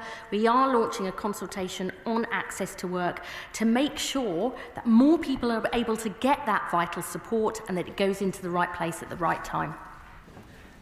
Mohammed Yassin. Thank you, Madam Deputy Speaker. I agree with the government that welfare reform is necessary, but many of my constituents are very worried about support they rely on being removed. 14 years of austerity under the Conservative took its toll on our nation, with public services cuts and cost of living crisis pushing people to the brink. So what the government is doing to address the root cause of people being unable to work rather than just focusing on symptoms? Secretary of State. We are precisely focusing on the root causes, what more we can do to change the world of work, how we can get people back to health and back to work, how we can give people the skills that they need, tackling the disincentives in the benefit system. I'm not interested in tinkering around. It's too important for people, and life is short. I want to get this right, tackle the root causes, and put this country on a pathway to success. That's Eccles. Speaker, many organisations, including our own NHS, use punitive capability processes when scoring people's illness when they become sick during work.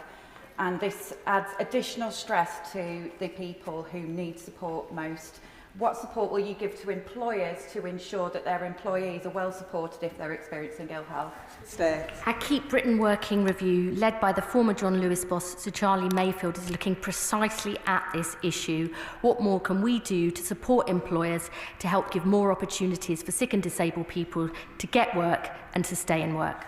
Sarah Sultana. The Resolution Foundation has warned that cuts to PIP could see 620,000 people lose around £675 a month, hitting the poorest families hardest. With 870,000 children living in PIP-receiving households, 290,000 of whom are already living below the poverty line, how can the government justify pushing more disabled people and children into poverty instead of pursuing fairer alternatives such as a 2% wealth tax on assets over 10 million? This would raise 24 billion, 5 times as much as those proposed from these cuts. Is austerity 2.0 the change people really voted for? Secretary of State. Spending on working age sickness and disability benefits will still rise substantially over this Parliament. The full assessments of the numbers affected and by how much will be published alongside the Spring Statement. Harpreet Uppal. Thank you, Madam Deputy Speaker, and can I thank the Secretary of State for her statement. Cuts to social security for disabled people under the previous government led to disabled people living in poverty with little or no increase in employment rates. So what assessments have been made on the impact of disabled people's income as a result of these changes, and will she make sure any reforms are compassionate and that disabled people have a voice in any changes? Secretary of State. Many honourable members have asked this. We will publish the equality impact and poverty impact analysis alongside the Spring Statement. I believe we need to treat people with dignity, respect and compassion, but we also have to face up to the challenges of a failing system that is currently not sustainable, not for the public finances, although that is true, but for the very people who will depend on this in future. That's what we're trying to change. Dixon. Deputy Speaker, and I thank my honourable friend for reassuring Shipley constituents with profound disability that they will be protected under these reforms. My niece, who herself has autism and has faced significant barriers to work, is a health coach in a job centre locally. She's helping other people with disabilities, neurodiversity issues and mental illness to find work, but she's frustrated that she doesn't have access to the fit notes. Will the Secretary of State ensure that job centre staff have the time, information and resources they need to support people with disability and health problems to find suitable and rewarding jobs? As always, my honourable friend absolutely hits the nail on the head. We actually want to free up our work coach time from tick box benefit administration, precisely so they can spend more time with sick and disabled people who need support, to refer them to mental health services, debt advice and others. When we have done that, we've shown more people get into work, their finances improve, and so does their mental health. We've announced we already will free up 1,000 work coaches' time to help over 60,000 sick and disabled people. That is just the start. We want that rolled out right across the land. Jem Craft. Speaker, I am one of only 6 to 8% of people living with a serious mental illness in employment, despite 80% of us wanting to work. I am here despite a mental health system that I've always found unsupportive, and because I went out of my way to forge my own pathway of support and care. So while I welcome the Secretary of State's offer of a package of support, my plea to her is that she work with her colleagues in the Department of Health to make sure that those of us that suffer with a severe mental illness have the true support that we need to access employment. My honourable friend is right. I believe actually one of the things we learned in the pandemic is a healthy nation and a healthy economy are two sides of the same coin. I believe there is much, much more we need to do to join up what the DWP does with what the NHS does, and crucially also with local skills and voluntary organisations. That isn't the way we've worked in the past, but that's what we want to change. Terry Jeremy. His adult life, my dad had a life-altering stroke in 2013. He was just 55. PIP kept him alive for 10 further years. As the person who helped fill in his PIP forms, take him to assessments and make the telephone calls, I can tell you without a doubt the system is already incredibly difficult to access. Will these reforms help speed up the process for PIP assessments and decisions, which take far too long in the current process? Yes. What we've announced in the Green Paper is we're going to have a review, alongside the changes that we will legislate for, that we'll have a review of the assessment process, PIP process, led by my right honourable friend, the Minister for Social Security and Disability, working with disabled people, the organisations that represent them and others. We have got to sort this out, and I think this is one of the great tragedies. It is a miserable system for everybody.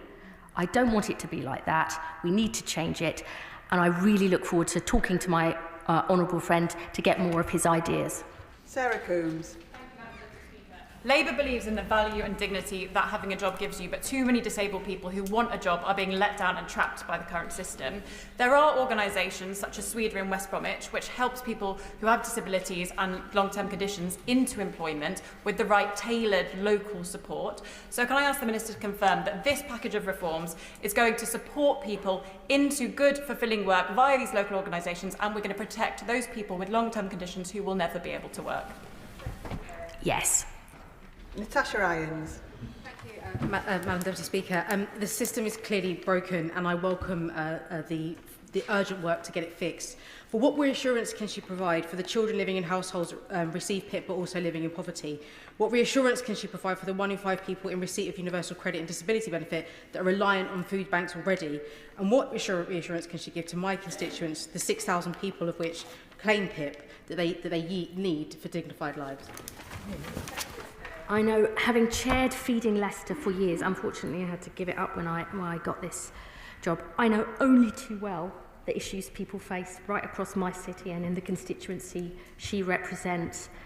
Our objective here is for those who can work to get them into good work, because that is the sustainable way to tackle poverty and inequality in this country. And we also have a commitment to a cross-government, bold child poverty strategy, which we hope to be publishing shortly. Neil Duncan-Jordan.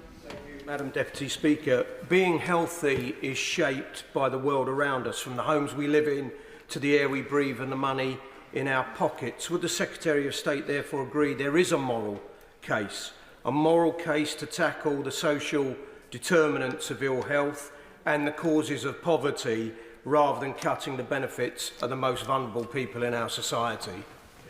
I mean, I worked in health, and my first job was actually on tackling health one of my first jobs on tackling health inequalities when I worked at the King's Fund charity.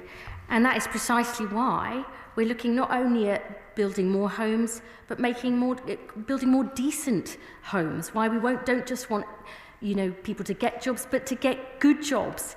It's why we're looking at raising the income of the poorest people with our new fair repayment rate, which gives on average £420 a year extra to the 1.2 million poorest families. There is much more that we can do, but right across government, our purpose is to tackle that poverty and inequality by getting more people into good jobs. That is the Labour way. Yuan Yang. Deputy Speaker, I strongly congratulate the Secretary of State for the £1 billion package of employment support.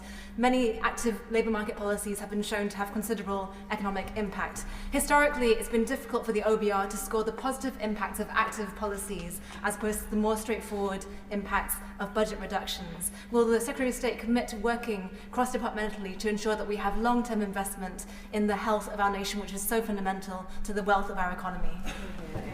Yes. Lola McAvoy. Thank you, Madam Speaker. I welcome the reforms outlined and the commitment to make sure that our most vulnerable disabled people are protected from these changes. In Darlington, we know the value of work, but I have come across constituents who have been out of work for a long time. They have been in work placements, they've got learning difficulties, they could work, but were badly bullied and have been scarred by 14 years of rhetoric around how they are work shy. What reassurances can the Minister and the Secretary of State give us that these people will be offered safe and secure placements in work? I'm not interested in grabbing, blaming people to grab easy headlines. We've had that for too long.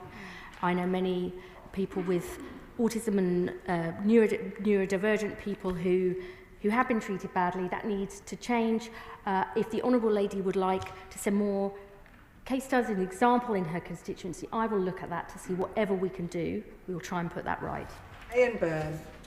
Thank you, Madam Deputy Speaker. Many will see the removal of £5 billion from the social security system as not reforms, but a continuation of the failed ideology of Tory austerity, which has already cost thousands of lives.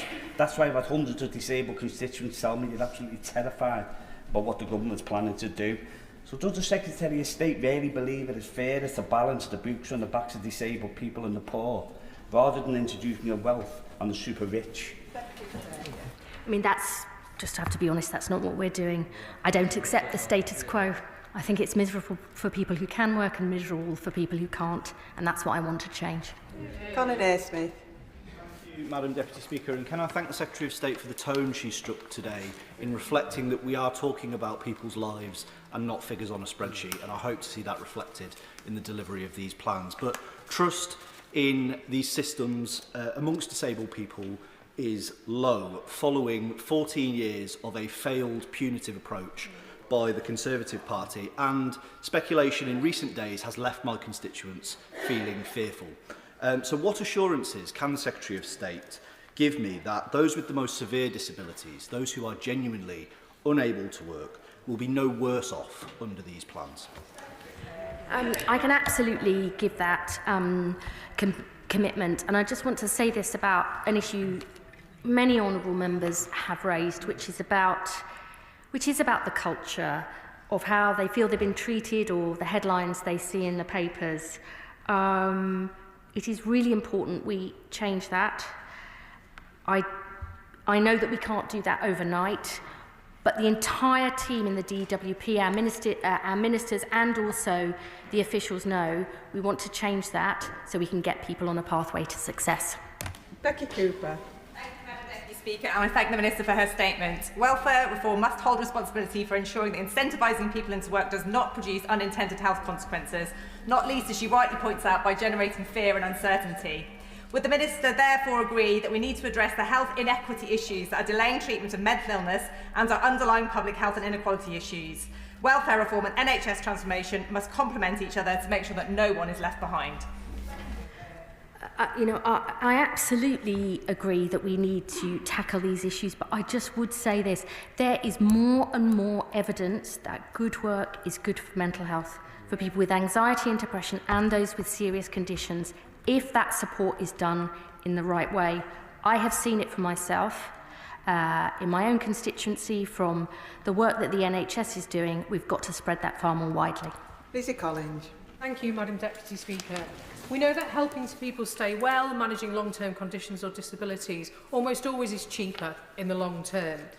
Can the Secretary of State tell me how she will account for the potential wider system costs of changing any money that is available to people with disabilities or long-term conditions? So for many years before I was appointed in opposition as Shadow DWP, I worked in health and social care. And I know that actually helping people to manage their own long-term conditions is absolutely essential, where we give people power, control and agency over their lives rather than telling them somehow the doctor or somebody else always knows best. That is a principle I deeply believe in, and it's something that I will work closely with my Right Honourable friend, the Health Secretary, on. I know he believes that too. There's much more we can do, but we will definitely make a start. I will get everybody in, I think, at this rate. Kirsten Sullivan, thank you. Deputy Speaker, I recently held a child poverty roundtable in my constituency of Bathgate and Linlithgow, and one of the issues raised repeatedly was that many people who want to work find themselves worse off when they lose benefits and find themselves pushed into hardship. So what assurances can my Right Honourable friend provide my constituent that under these changes they will be better off in work and they'll no longer be penalised for wanting to improve their life circumstances and those of their families? My friend raises a really important point, and I would say it would be really good if she could talk to my Right Honourable friend, the Minister for Social Security and Disability, who is reviewing universal credit, as we promised in our manifesto, to tackle poverty and make work pay. We have got to make that a reality for everybody in this country, and I'm sure if she talks to him, he will talk more about what we're doing in this regard. Sarah Smith. Last week, my constituent Ellie, who's visually impaired, visited the local job centre. In that experience, as a full-time student seeking part-time work, she was belittled, she was spoken over, she was told that she couldn't get help because she was on PIP and not on UC, and she left feeling devastated by that experience. Can the Secretary of State reassure me and her that this experience will become a thing of the past for people like her desperately seeking work? That is absolutely my intention, and I would ask my honourable friend, can you send me the details, because I will look into it personally. John Slinger. Deputy Speaker, does my right honourable friend agree that the clue is in the name of our party? Because we believe in dignity in work, enhanced workers' rights, dignity and far more support for disabled people and people with health conditions seeking work, particularly with the right to try, dignity and compassion for those unable to work, especially ending reassessments, and that it's this Labour government that will get Britain working, get welfare working better, with compassion and support at its heart. Yeah. Very much agree with my honourable friend's sentiments. I don't pretend this will change overnight. I know it is a huge agenda, but we're in politics to make a difference, and a big difference, because, as I said, life's short and we've got much we need to do. Antonia Bands. Thank you, Madam Deputy Speaker. Many of us in this place have fought alongside the parents of severely disabled people, not least against our broken SEND system.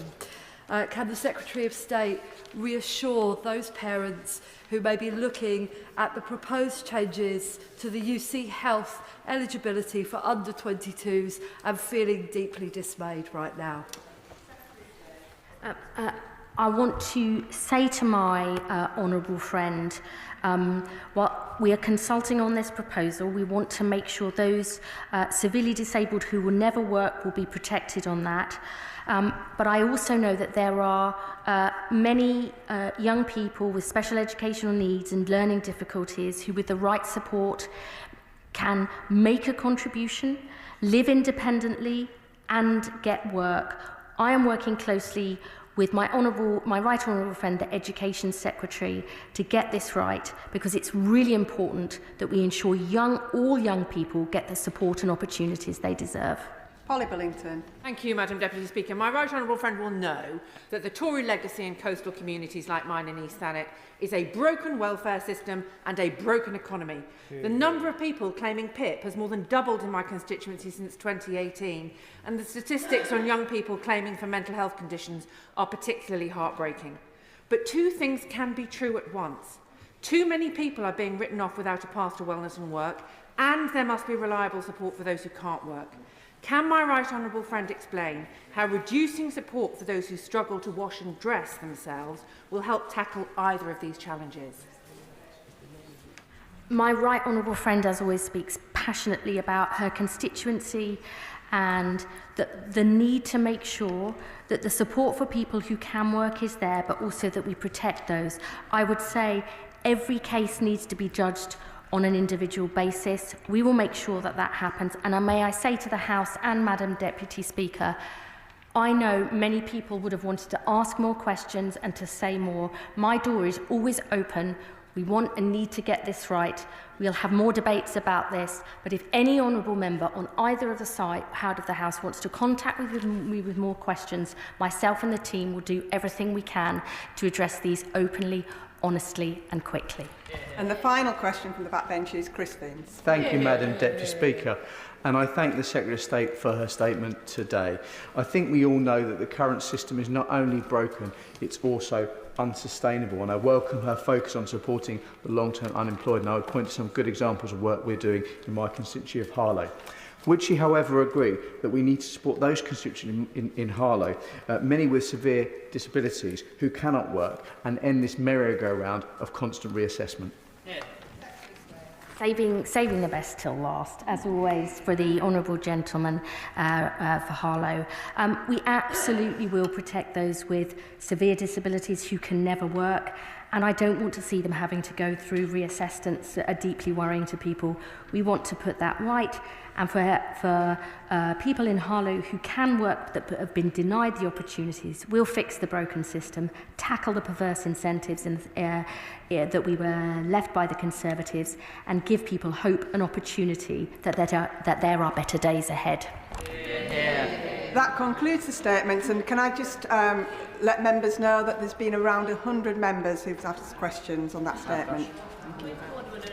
Point of order, Dr Caroline Johnson. Madam Deputy Speaker, during the statement, the Secretary of State said, when I raised a question, that it doesn't mean that. I raised a list of descriptors used on the government's website to qualify somebody for a certain number of points in relation to the disability living component of PIP, the daily living component of PIP. Each of the descriptors that I raised have either 2 or 3 points associated with them, which means that someone who had all of those descriptors at the moment, needing supervision or assessment with therapy for 3.5 hours a week, 2 points, prompting and assistance with washing hair and body below the waist, 2 points, assistance to get in and out of the bath, 3 points, supervision to manage toilet needs, 2 points, assistance to dress or undress the lower body, in needing physical help of another person, also 2 points. At the moment, someone with all of those needs would qualify for this component of PIP, and under her new rules would not. How can I give the Secretary of State the opportunity to correct the record? Yeah. That is not a point of order, but the Honourable Lady has got her point on the record. We now come to the 10-minute rule motion. I will let the front benches swap over and settle.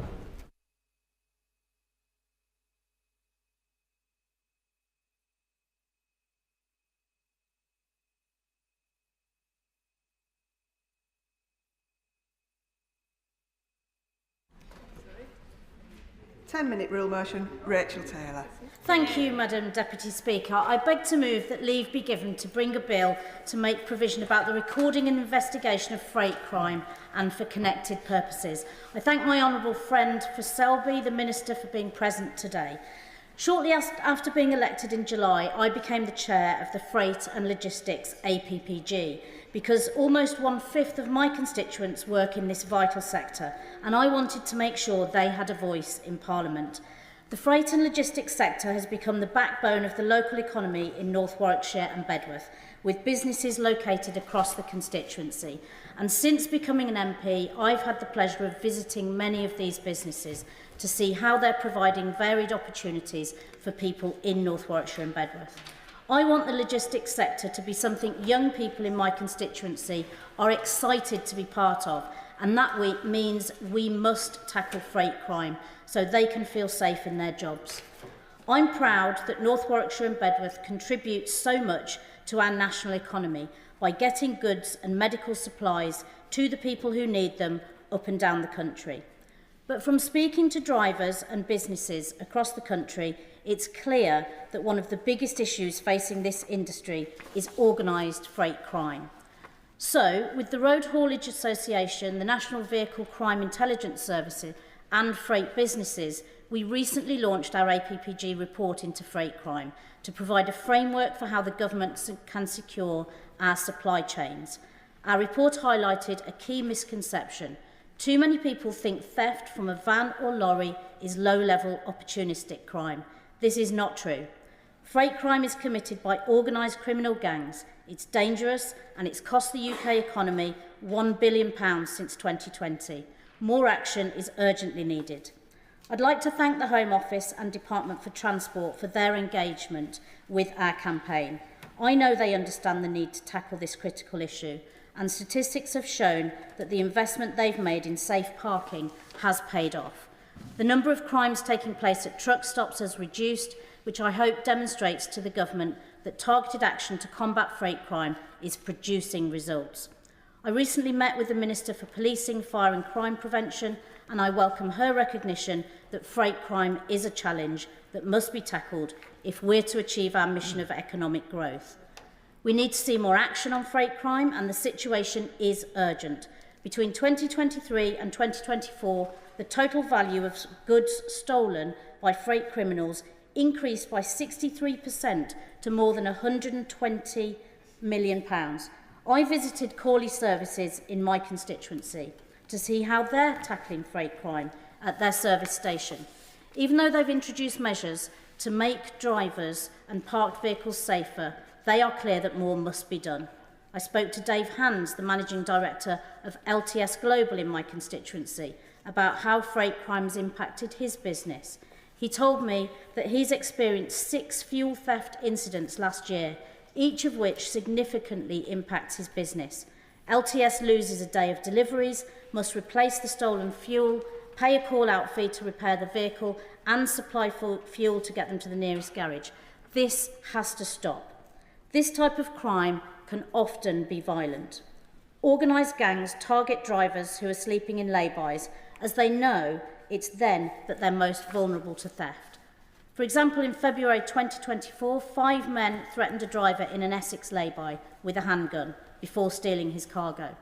The driver was left terrified, and despite an extensive area search, the police didn't identify any suspects. Similarly, in West Yorkshire last summer, thieves threatened a driver with a hammer and stole £250,000 worth of products from the vehicle. Once again, no one was caught. Freight criminals are also becoming ever more sophisticated, targeting warehouses where they know high-value goods will be stored, and they've stolen trailers laden with laptops, household appliances and medical supplies from transport hubs right across the Midlands.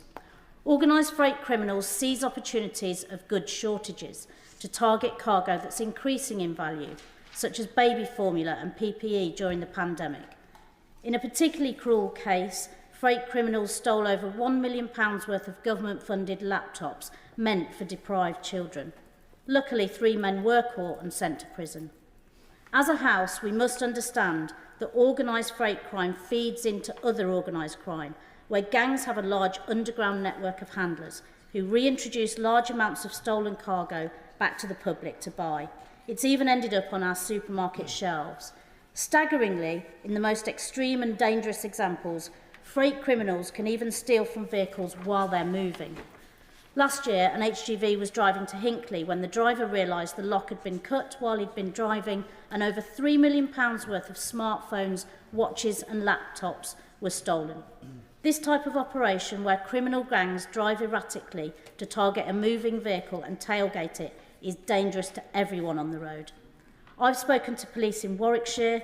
They know freight crime is becoming increasingly organised, targeted and dangerous, yet they're struggling to track and tackle it effectively because an organised gang stealing thousands of pounds worth of goods from a lorry and someone stealing a mobile phone from the passenger seat of a car are coded in the same way by the police. I'm sure no one in this House thinks that makes sense. That's why this bill is needed. This bill would create a separate crime code for freight theft from a vehicle. With this specific code and classification, large-scale thefts of freight goods would be categorised differently, allowing police to respond to them as organised and targeted freight theft, rather than lumped together with domestic car break-ins and other car crime. This would help police to deal with incidents more effectively in real time.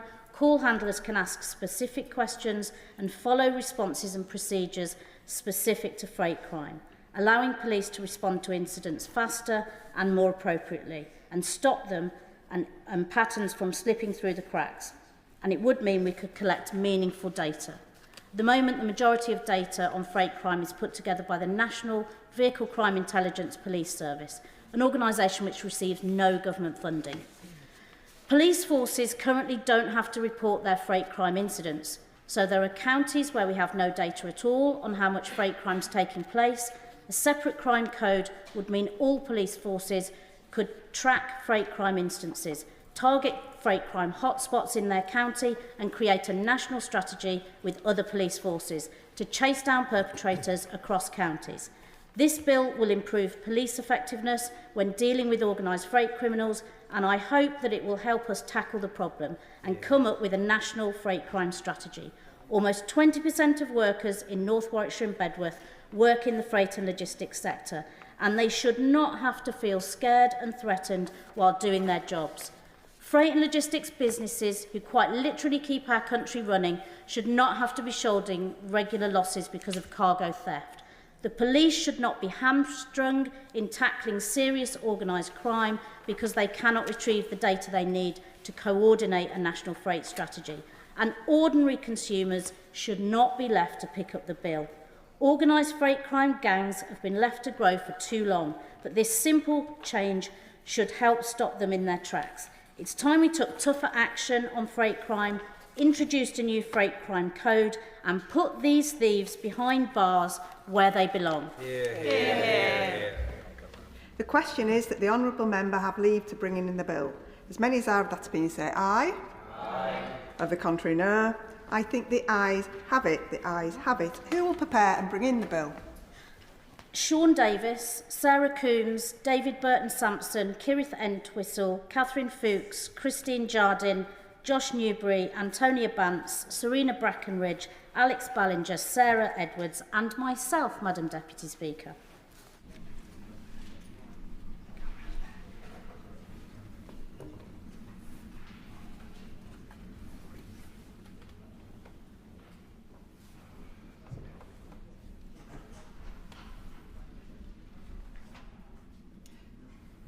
Rachel Taylor.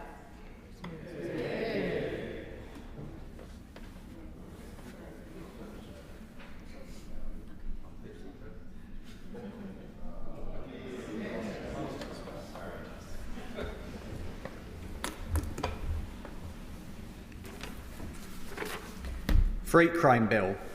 Second reading what day? 20th of June, Madam Deputy Speaker. 20th of June.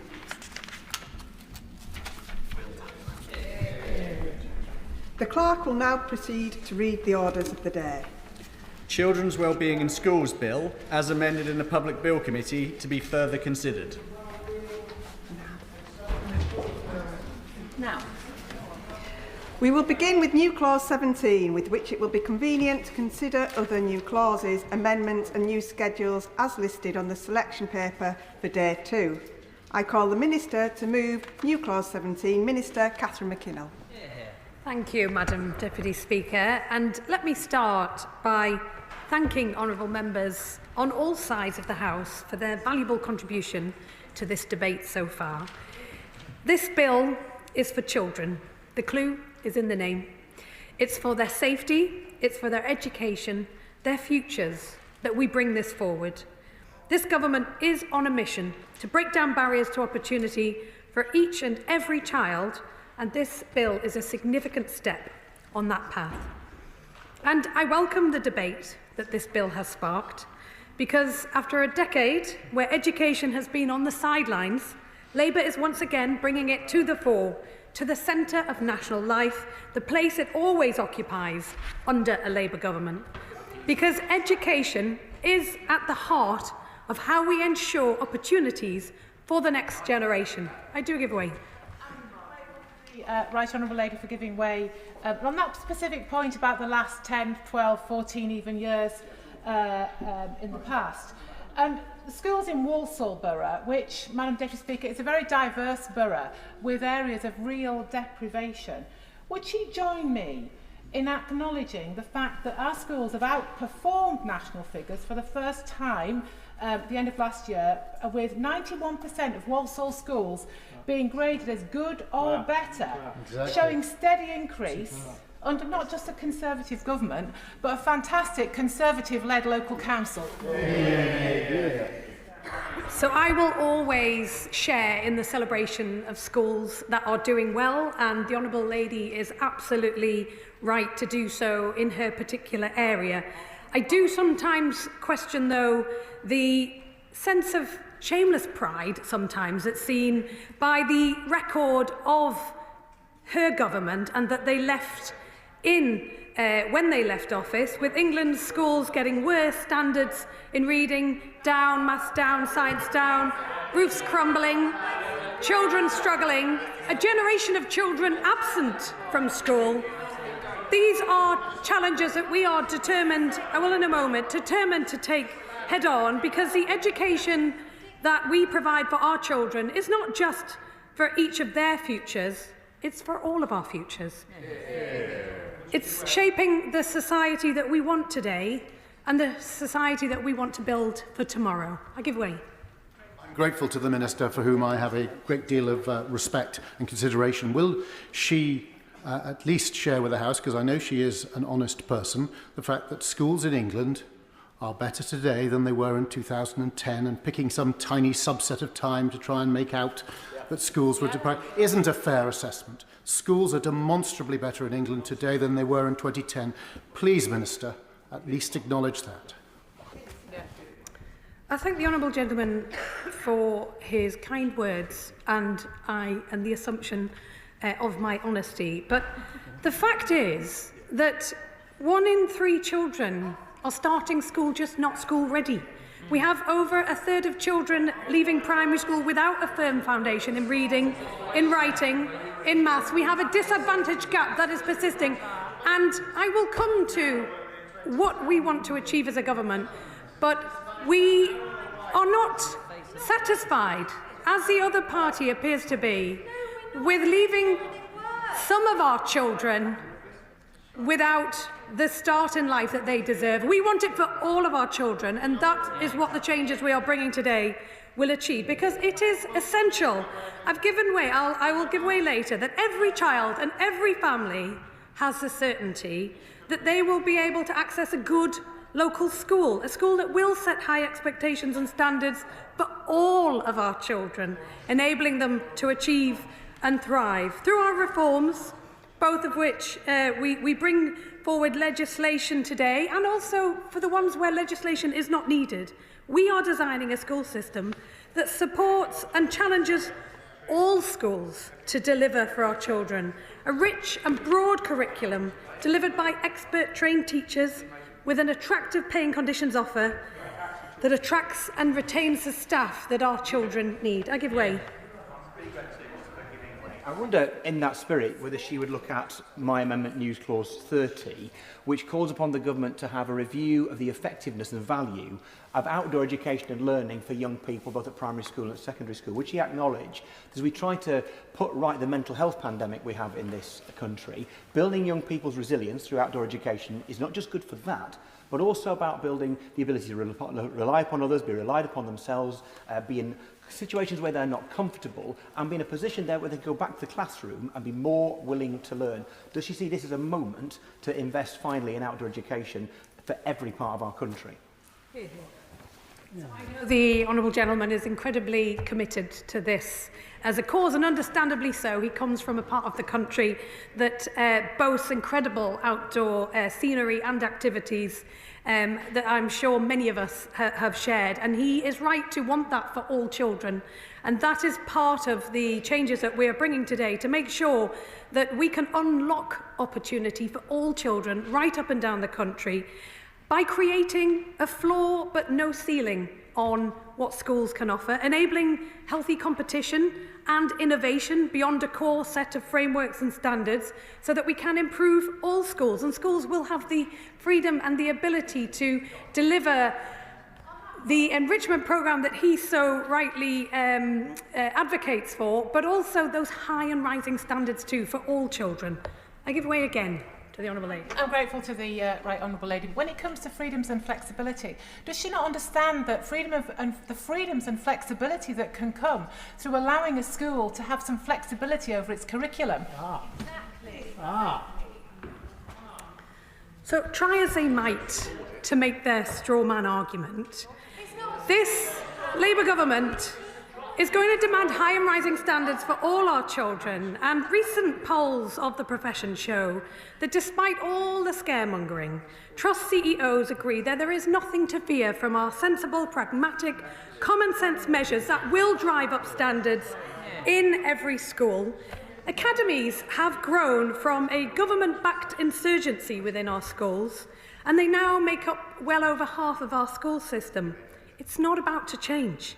I know that the Right Honourable Member for Sevenoaks will be pleased to hear that conversions to academy status are progressing at a faster rate under Labour ministers than at any time since she joined this House. But it is right to look forward and consider, how do we build a system that is fit for the next 20 years? And this bill is a step on that path, recognising, in the words of one MAT leader, that parents deserve clarity and confidence in the standards that their children's schools uphold.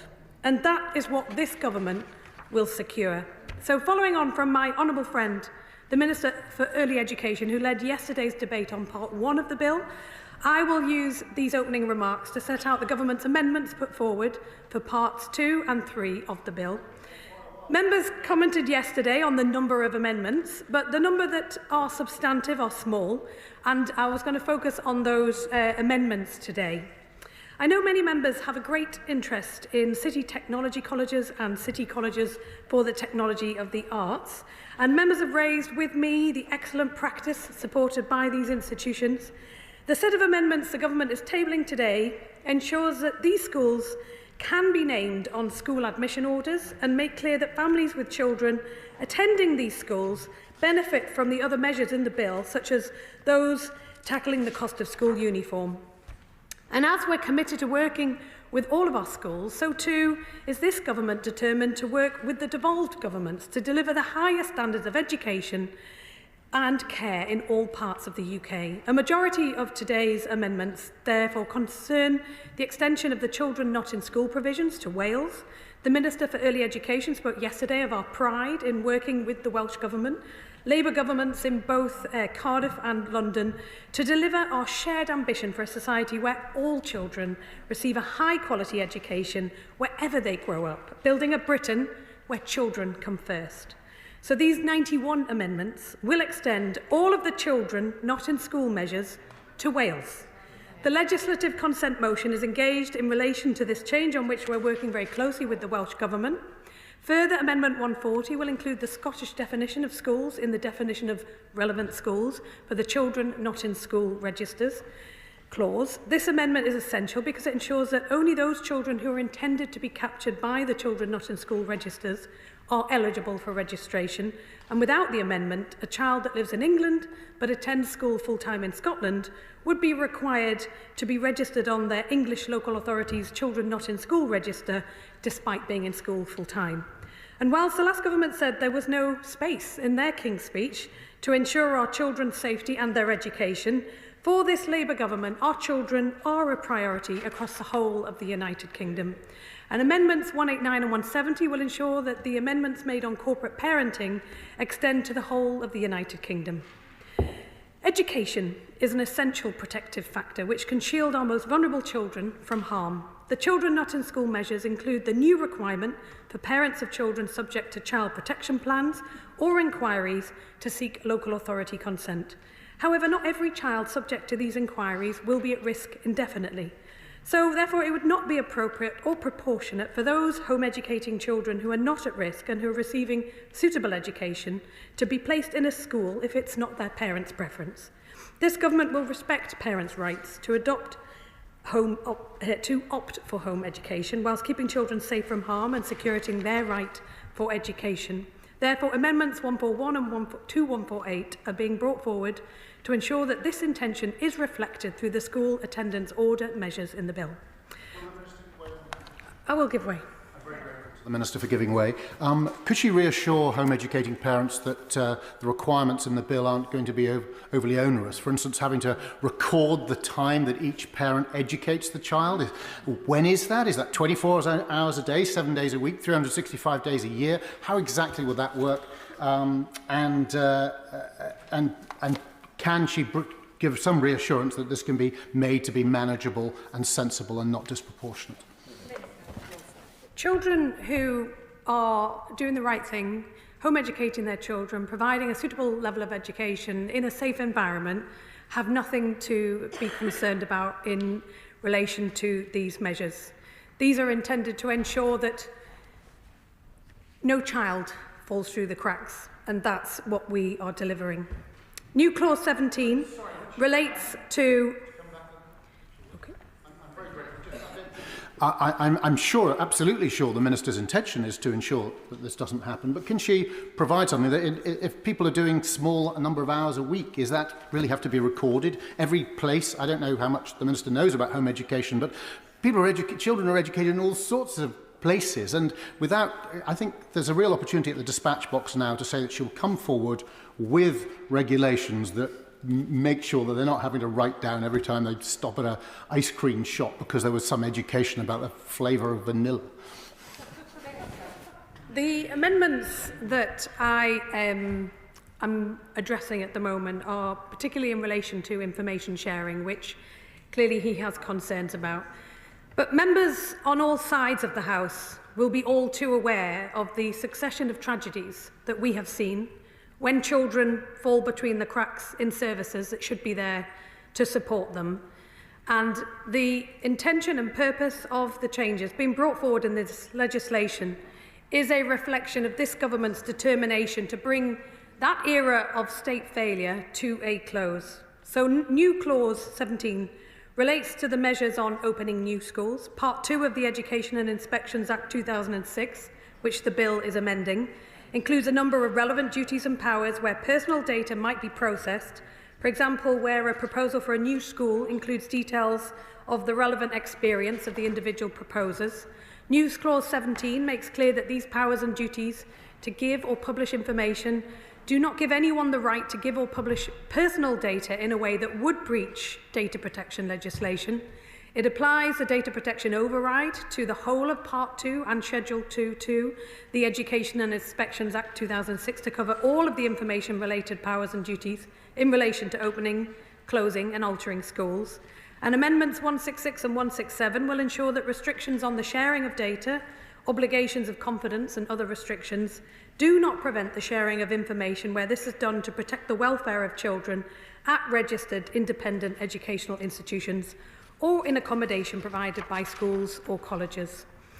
Amendments 166 and 167 empower Ofsted effectively to disclose information